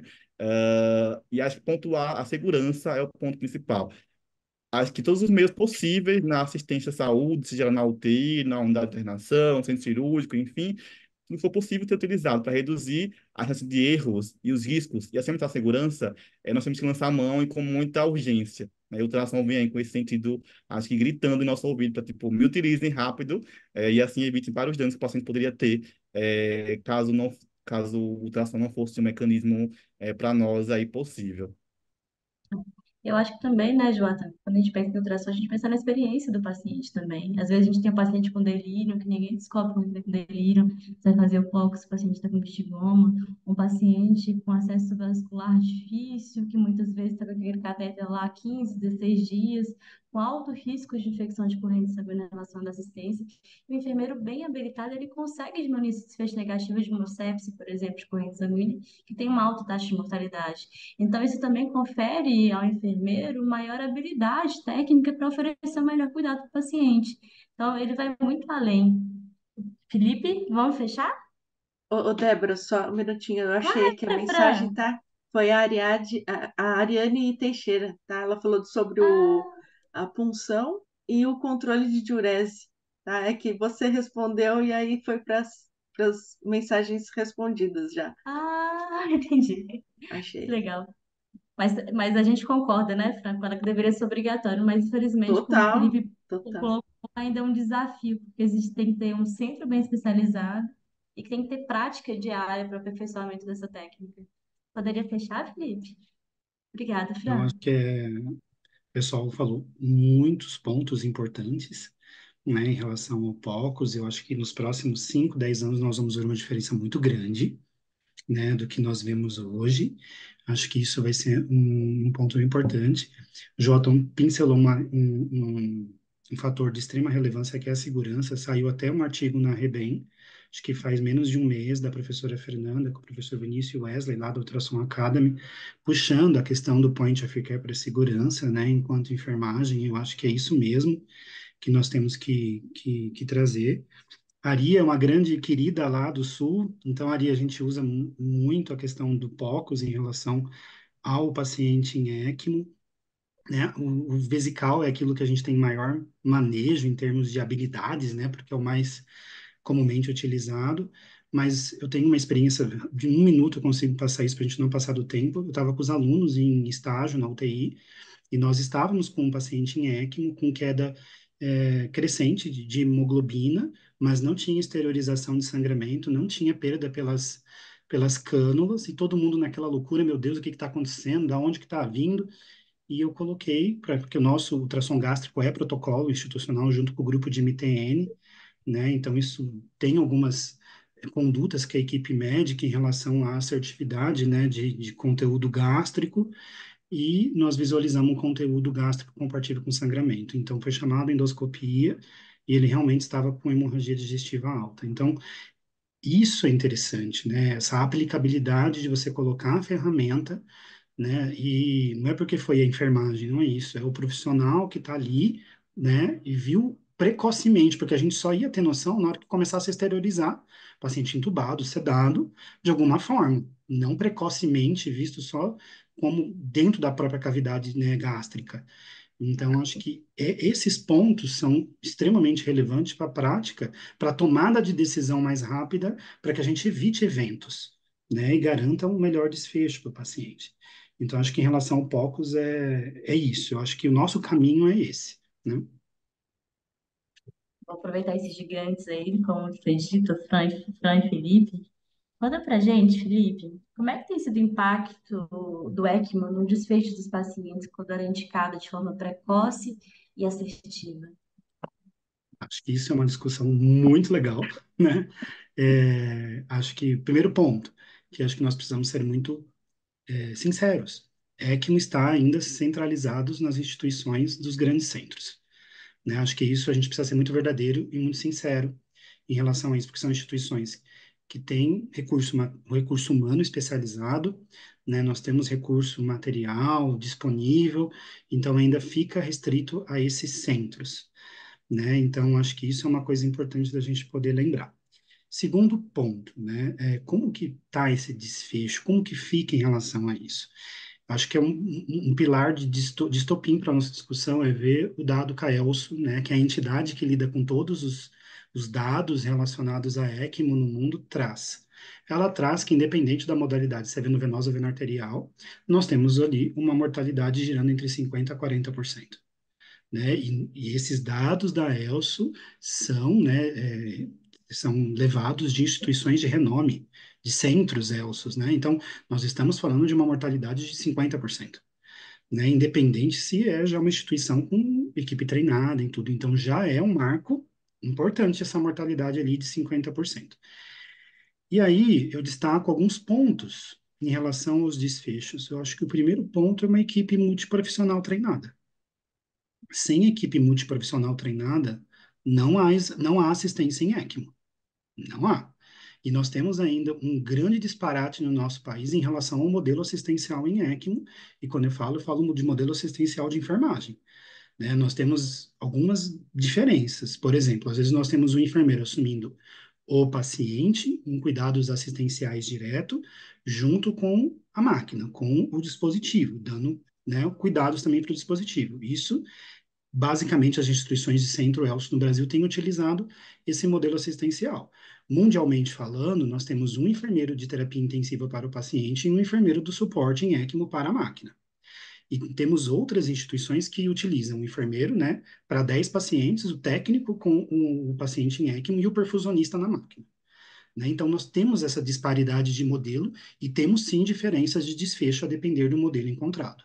Só que Brasil, nós não sabemos ainda como esse cenário, porque nós não temos pesquisas que nos trazem, né, essas informações via Brasil. Nós temos inferências internacionais, né, a depender dos modelos. Mas nós sabemos que quanto mais precoce, quanto mais assertividade na indicação, esse paciente tem maior probabilidade de ter um desfecho. Nós temos ferramentas, nós temos scores prognósticos que podemos utilizar, pensando em SAVE para VA, o RESP para VV, mas são auxílios na tomada de decisão. Eles não são scores que vão falar, não, vai passar. Não, eles são ferramentas que a equipe pode utilizar ali daquele momento de indicação do procedimento.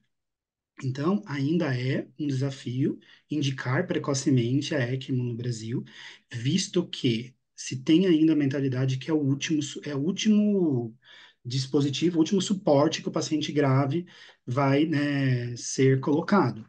E isso impacta em desfecho. E isso não é o que acontece internacionalmente falando, né? Então, na hora que você tem a possibilidade do paciente estar não respondendo às tratativas convencionais, tanto respiratórias quanto cardiorrespiratórias, a ECMO já é cogitada internacionalmente falando. E aqui nós temos a grande problemática de operadoras, né, de custos, aonde que esse paciente está, porque geralmente ele pode não estar nos grandes centros urbanos. Ele pode estar em instituições, né, de periferias e interioranas. Então, como que vai fazer esse transporte? Como que esse paciente chega? Né? Então, isso impacta. Mas, voltando, treinamento para a equipe, né, multiprofissional, é de extremo valor, né? Porque você impacta não só na mortalidade, você impacta nos eventos adversos decorrentes da própria terapia, né? Como trombose, sangramentos, infecções, lesões renais agudas, né? Problemas com circuitos, né? E isso está decorrente de uma equipe treinada, até porque nós temos curvas de aprendizagem diferentes nos tipos de ECMO, né? Então, nós temos que rever a questão do dimensionamento, isso é muito importante. Acredito que é um ponto ainda, é um ponto bem nefrálgico quando se trata de Brasil, né? E essa questão do treinamento. Então, vou passar, quero ouvir muito a Fran, né? Que a gente gosta de ouvir as outras pessoas também, então acho que vai ser bem interessante. Muito bem, Fê. Acho que nós trabalhamos muito parecidos, né? Nós temos até um contato, a gente se fala bastante em relação aos cuidados, né? Nossas duas instituições. No nosso serviço também a gente apoia totalmente o enfermeiro como o centralizador de todo o cuidado, né? Do paciente e equipamento. Então, nós não trabalhamos com o perfusionista, que ficaria só no equipamento, a gente trabalha com o enfermeiro que cuida de toda a assistência do paciente, um para um, tá? O enfermeiro para o leito, né? Não dá para assumir outro leito, realmente é um dispositivo de extrema gravidade, né? Então a gente precisa pensar que parece que o paciente está muito bem ali com o dispositivo, porém uma intercorrência pode acontecer de imediato. Então não dá nem para tomar um café, muitas vezes, né? Alguém precisa ficar ali. Então, é um paciente que a gente precisa ficar perto mesmo, né? Quanto à indicação, né? Quanto antes é melhor, né? Que a gente tem realmente o RESP Score, né? Que nos apoiam na indicação, mas ele não vai dizer 100% se vai é, sair bem ou não o paciente, né? Enfim, super concordo com isso também.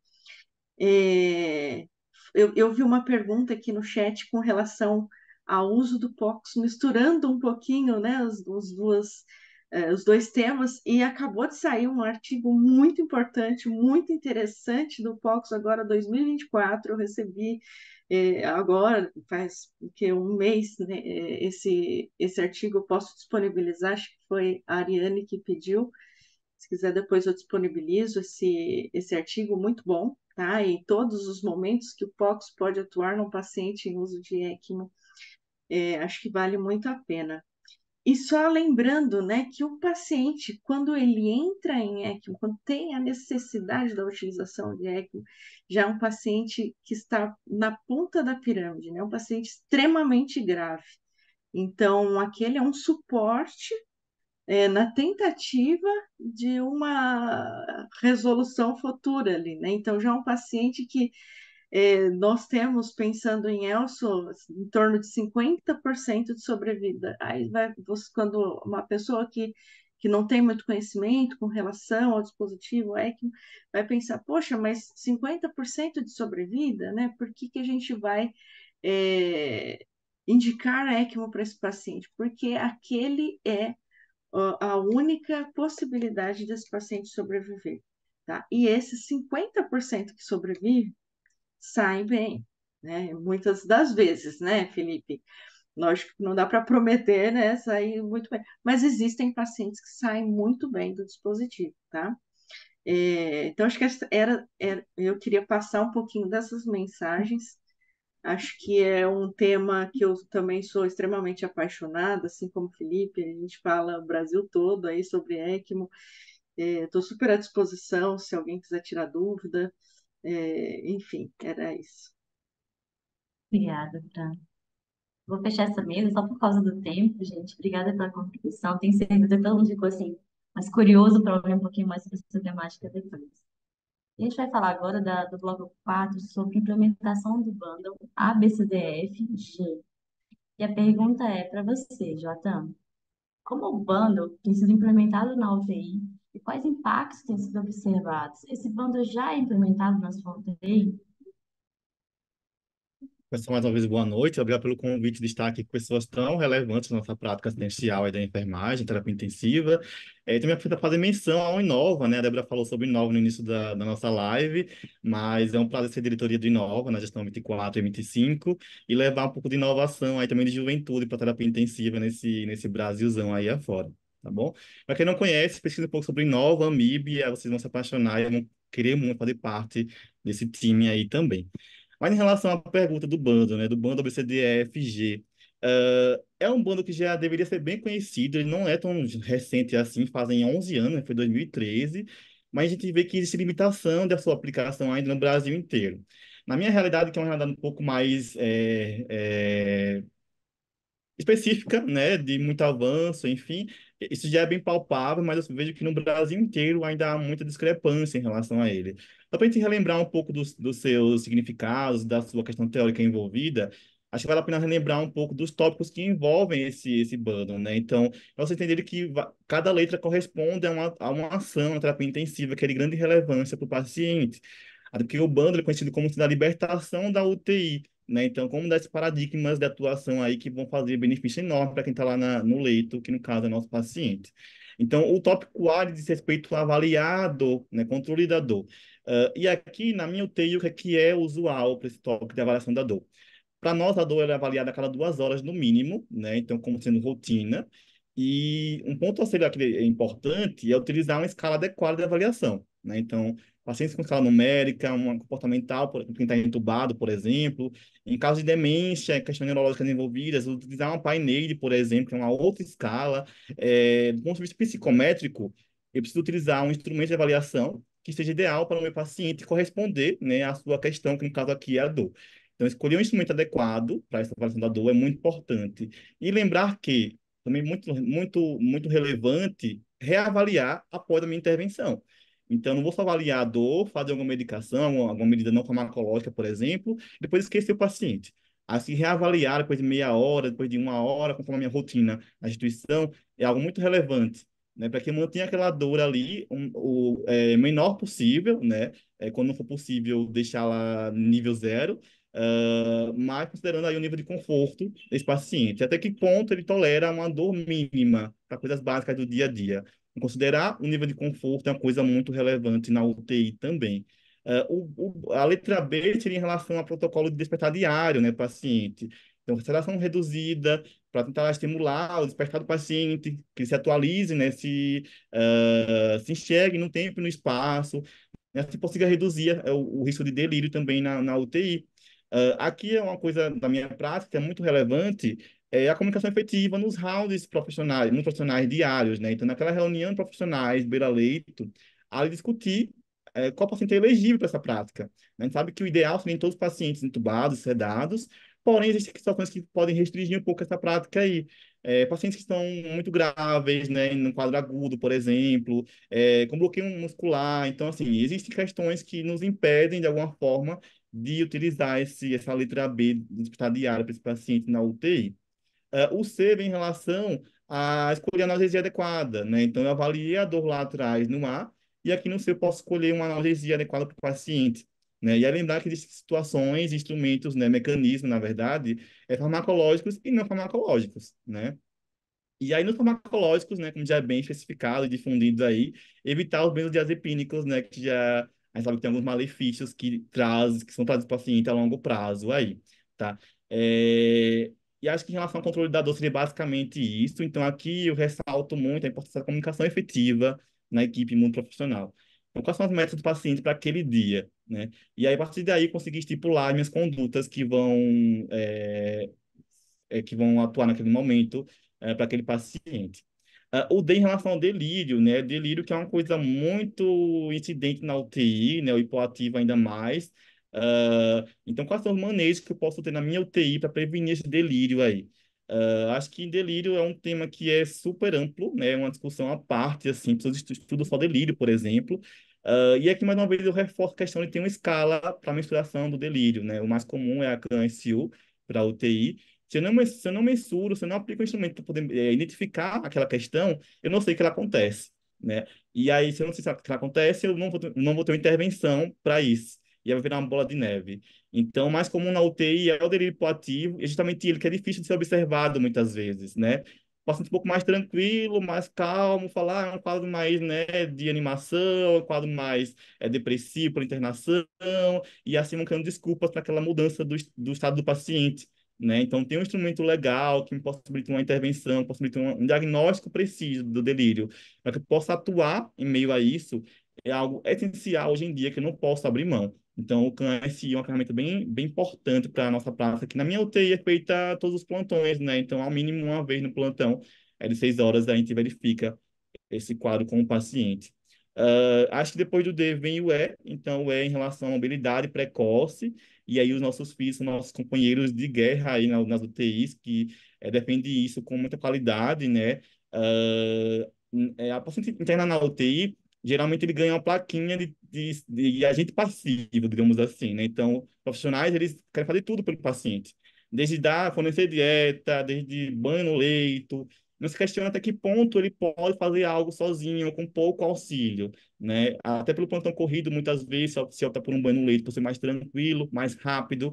E a gente vê que o caminho do pensamento não é assim, né? O caminho seria de estimular a autonomia do paciente. Então, eu posso tirar do leito precocemente, eu posso fornecer um banho em cadeira higiênica, por exemplo. O que posso fazer para estimular que ele também contribua com o seu cuidado, né? O autocuidado. E aí eu vou estimular, consequentemente, uma mobilização precoce para esse paciente aí. Então, não podemos taxar os pacientes da UTI como seres dependentes, mas adequar a sua realidade. Então, a avaliação adequada pelo enfermeiro, de forma que ele possa transparecer e contribuir com a sua assistência, com o seu autocuidado, acho que é o ponto-chave dessa questão do bundle aí. O F é uma coisa essencial, que é família, né? Envolver família no cuidado. Acho que alguns lugares estão bem atrás, né, em relação aos avanços nesse ponto aí. Porém, uma coisa muito básica hoje em dia, que é bem difundida nos grandes centros, seria a UTI humanizada, né, que permite a família lá com o paciente 24 horas por dia.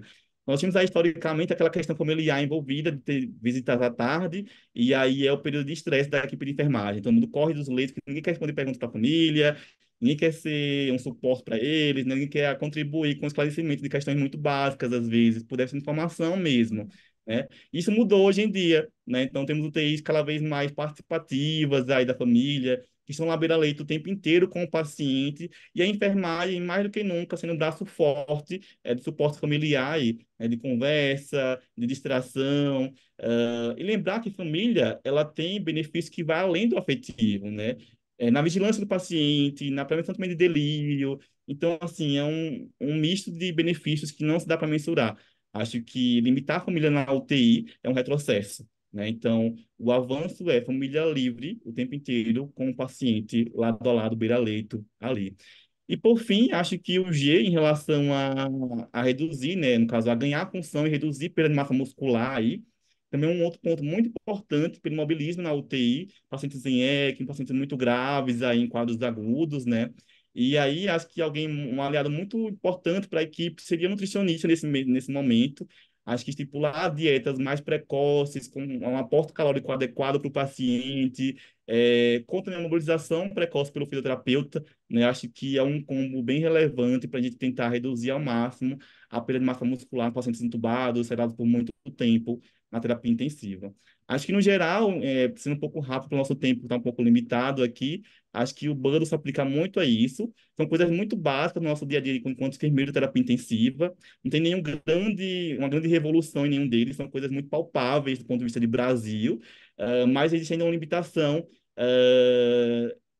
acho que mais de conhecimento, né? Existe ainda uma figura preponderante no domínio da assistência, que é a figura médica, de alguma forma, né? Acho que tem mudado de alguma forma ao longo do tempo, com o domínio da enfermagem, do conhecimento, da proatividade, do fazer, sabendo fazer, e acho que o caminho é só avançar aí, mas acho que quando nós colocamos a responsabilidade, né, da decisão somente em um profissional, limita de conhecimento toda a equipe.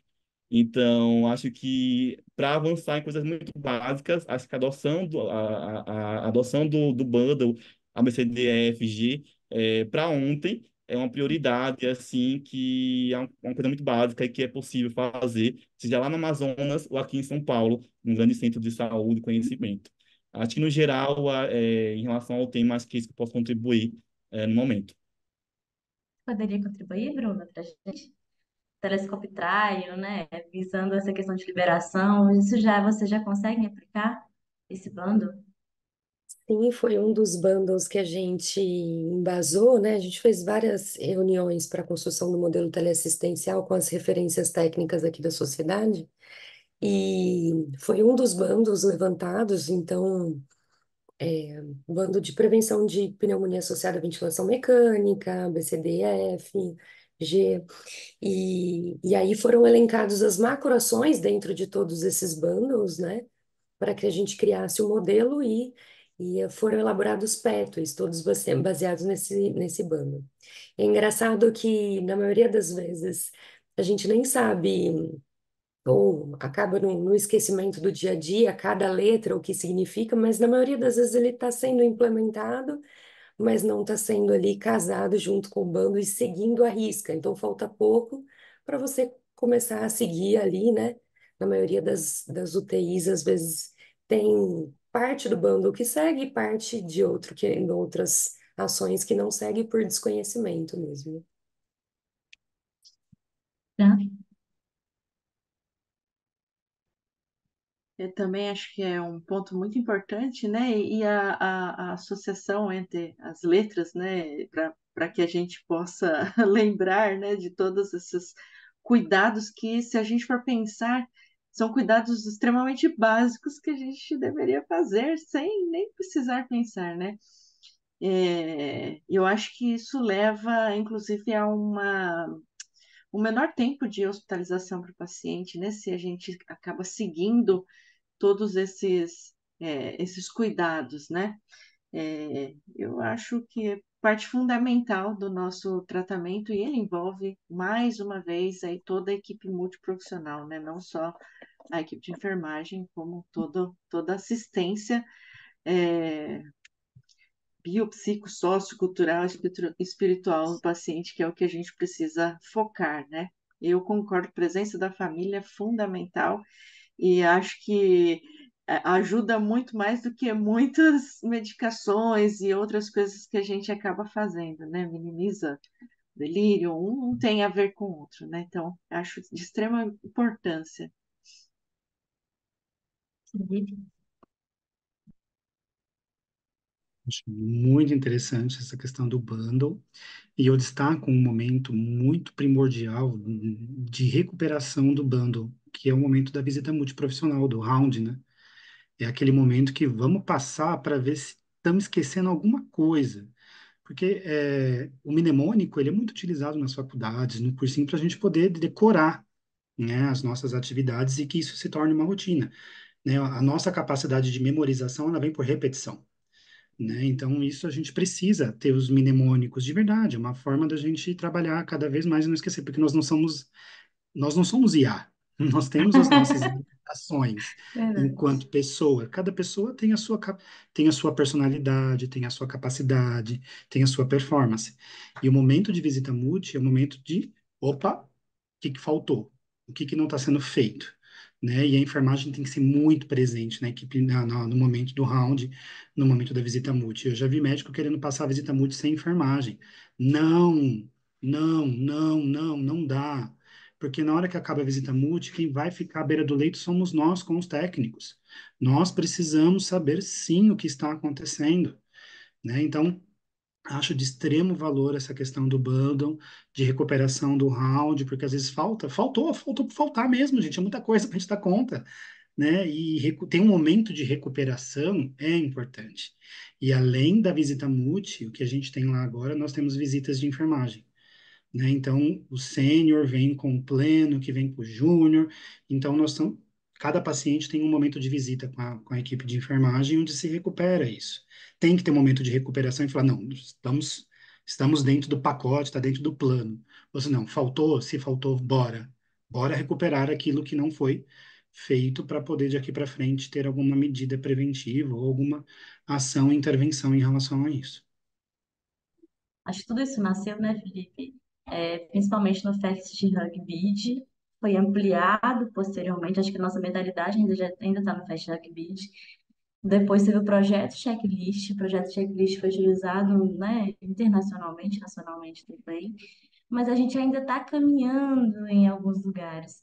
É de suma importância a BCDF, assim, nós todos aqui somos defensores desse bundle, e é isso que você falou, ele está inserido na nossa prática, né? Hoje o Atan, ele pontuou isso muito bem também, a Fran, a Bruna, que a gente é coisa que a gente faz. Só que quando você não mede, você não conhece sua eficácia. Talvez quando a gente pensa em bundle, em protocolo clínico, instalação dessas ferramentas, é porque eu preciso de forma sistematizada medir a eficácia. Meus pacientes têm delírio, eu tenho aumento de mortalidade de 20%. Meu paciente tem mobilidade, eu tenho fragilidade adquirida. Eu tenho tempo de ventilação mecânica aumentada. Eu tenho uma vigilância adequada de dor e de suspensão de sedação. Então, eu acho que é nesse sentido. Eu tenho o engajamento da família, porque a gente tem que lembrar que é a liberação do paciente. O paciente ele está em transição naquela fase aguda. O ideal da UTI é ele cuidar do paciente em risco de óbito, né? Com disfunção orgânica múltipla. Depois daquele momento, não somos nós os cuidadores do paciente, é a família. É por isso que ela tem que ser engajada, é por isso que ela precisa conhecer as limitações daquele paciente, vai ter pós-alta, é por isso que ela precisa saber sobre os cuidados suplementares. Então, eu acho que é um desafio a longo prazo. A gente viu que antes da pandemia esse plano estava sendo aplicado internacionalmente no Brasil, depois teve um boom, uma queda como todos os outros protocolos, e agora a gente vai erguer. Eu acho que nós, enquanto referência de terapia intensiva, né, todo mundo que está assistindo a live, tem que abraçar isso também, porque isso sim vai fazer diferença de curto e longo prazo. São coisas que parecem ser muito pequenas, mas são extremamente significativas. Queria que você fechasse, Joatan. Alguém questionou, acho que foi a Alice, complementar, né, o ICU Liberation aí com esse bando do ABCDFG. Alice, acho que como nós falamos aqui, são premissas, né, da assistência em saúde na terapia intensiva. Não se tem uma grande conduta envolvida, são coisas muito básicas, como foi dito aqui. Então, não se tem uma forma de implementação direta. O que temos como auxílio para guiar essa implementação, essa conferência do que foi feito ou não aí, seria o round no profissional, então, beira-leito, né, passo a passo, como sendo o enfermeiro aí o nosso líder dessa discussão, que está ali com o paciente o tempo inteiro. Então, a forma de facilitar a implementação seria implantar checklists mesmo. Então, será que o meu round, ele é um round livre, né? Um round que vai sendo pelo que vai surgindo ao longo do tempo, ou tem um roteiro que me guia naquela discussão ali do paciente? Então, talvez criar aí um roteiro de conduta para discussão no round uma boa forma de implementar, né? De garantir que houve essa implementação do BUD, do Auxílio Liberation. E aí também contar com uma equipe muito profissional, né? Que conhece, que faz esse papel com proatividade. O enfermeiro é somente uma ponta do cuidado. Existem aí profissionais que vão complementar essas pontas para que assim possam cobrir, né, todo o paciente. Então, acho que a questão do implementar está em como checar que isso foi feito. Porque, no geral, todo mundo sabe que são premissas muito básicas e que o ideal realmente é ser feito de forma natural, né? Então, talvez implementar checklists, para discutir no round, seria um mecanismo legal de conferir se foi feito ou não, e se não foi feito, aí conseguir implementar o mais rápido possível as condutas, né? Lembrando que é um checklist que é uma folha impressa, mas que seja um guia, né? Não sendo uma folhinha a mais para ficar lá guardadinho na minha estante da UTI, na minha pranchetinha, mas cabe aí o enfermeiro utilizar como líder da discussão, né? Checar essa lista ponto a ponto e estimular a discussão beira-leito ali. No geral, acho que é isso. Acho que foi uma discussão super rica sobre o assunto. Tem muito a contribuir, né, para o Brasil inteiro. Ainda nós falamos muito em relação ao conhecimento que ele é retido em alguns lugares específicos, né? E isso é uma pena por um lado, mas é também um lado positivo, nós podemos evoluir muito mais. Produção de conhecimento, de pesquisa, de divulgação, e a Unip tem feito isso muito bem, em promoção da enfermagem mais autônoma e mais forte aí no Brasil inteiro. Acho que no geral é isso. Alice, a Sociedade of Critical Care, ela oferece algumas ferramentas como implementar o bundle. Tem alguns estudos que foram publicados, principalmente no Canadá e Austrália, que eles fizeram estudos de cohorte maiores, prospectivos, falando sobre os desafios, principalmente voltados para a adesão da equipe multidisciplinar, por falta de um líder. Eles apontam muito a falta de um líder para poder direcionar esse cuidado e o desafio da enfermagem com relação excesso de trabalho, excesso de demanda que às vezes se perde nesse caminho. Talvez você falou da prancheta preenchida que fica ali. eu acho que é uma transformação muito interna da equipe, é de entender por que está fazendo, não só executar, mas entender o porquê e qual que é o sentido daquilo, né? E ter esse retorno da gerência, assim, olha, esse foi nossa adesão à mobilização, essa foi a nossa adesão à suspensão de sedação, essa foi a nossa adesão na frequência e tempo de delírio, nosso desfecho foi esse. Então, a equipe também, onde esses bônus são aplicados, elas têm que entender qual que é a situação e qual que é o resultado daquilo de curto e longo prazo. Então, esses movimentos devem acontecer. Inclusive, a Bruna tinha falado mais cedo sobre o uso de aplicativos, a sociedade também oferece um aplicativo muito legal de humanização para que mesmo que a pessoa tenha customizado na intubação, ela consiga falar de como ela gosta de ser chamada, se ela tem dor, se ela quer ver algum religioso, se ela tem alguma preferência de tempo ou familiar ficar mais tempo. Então, são movimentos que acontecem fora do Brasil e no Brasil, mas que também dependem da gente. Então, é uma força precursora. A gente está aqui implantando ideias, falando sobre temáticas soltas, mas é uma força precursora que vem de vocês também. A gente está aqui para apoiar, para direcionar, mas também depende de todos vocês aí que acreditem, que trabalhem em prol disso. A Sociedade Brasileira de Terapia Intensiva, assim como a ABINT, a Associação Brasileira de Terapia Intensiva de Enfermeiros, ela tem uma trajetória e objetivos muito claros nesse sentido, de fortalecimento da entidade, de fortalecimento do enfermeiro intensivista, e a gente está aqui para andar junto. Inclusive, gostaria de convidá-los aí a fazer associação dupla, a MIB e a Vente, para fortalecer cada vez mais e para que vocês também tenham cada vez mais oportunidade de acessar artigos, bancos de dados, lives, congressos, para poder aí ajudar na disseminação e também nós possamos aprender com vocês aí nesses congressos que vão acontecer. Gostaria de fechar, a gente está com o tempo 20 minutos já extrapolados, né? Peço desculpa, Pedro, mas gostaria de agradecer muito a todos vocês que estiveram aqui, a Bruna, a Francinha, a Felipe, o Joatan. Tenho certeza que a nossa discussão foi muito rica, quem conseguiu ficar aí até o final, tenho certeza que aprendeu muito também, eu também aprendi muito com vocês essa noite, tá? É um primeiro encontro, que vão vir outros encontros aí à frente, e gostaria que a gente se fortalecesse cada vez mais enquanto instituição, enquanto enfermagem. Então, muito obrigada a vocês. A gente que agradece o convite, Débora. Obrigada, viu? Foi uma honra aí participar com todos vocês. Honra Muito nossa. prazeroso. Vamos, quer se despedir? Felipe, já tá? Bom, Eu gente, só foi tenho um a grande agradecer. prazer. Pode falar, Fran. Fala aí, Fê. Você começou primeiro. Não, é um prazer estar com vocês. Eu acho que nós temos muito o que discutir e trabalhar mesmo na terapia intensiva, né? Que é a nossa especialidade aí de paciente crítico. É sempre um prazer estar nessas discussões. Obrigadão.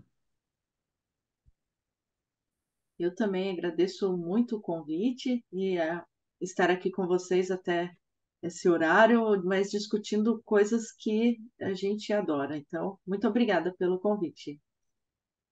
Também agradecer a vocês pelo convite. Acho que a MIB é uma instituição que é sem palavras assim, para estimular a enfermagem cada vez mais autônoma mesmo, né, com mais propriedade do que faz.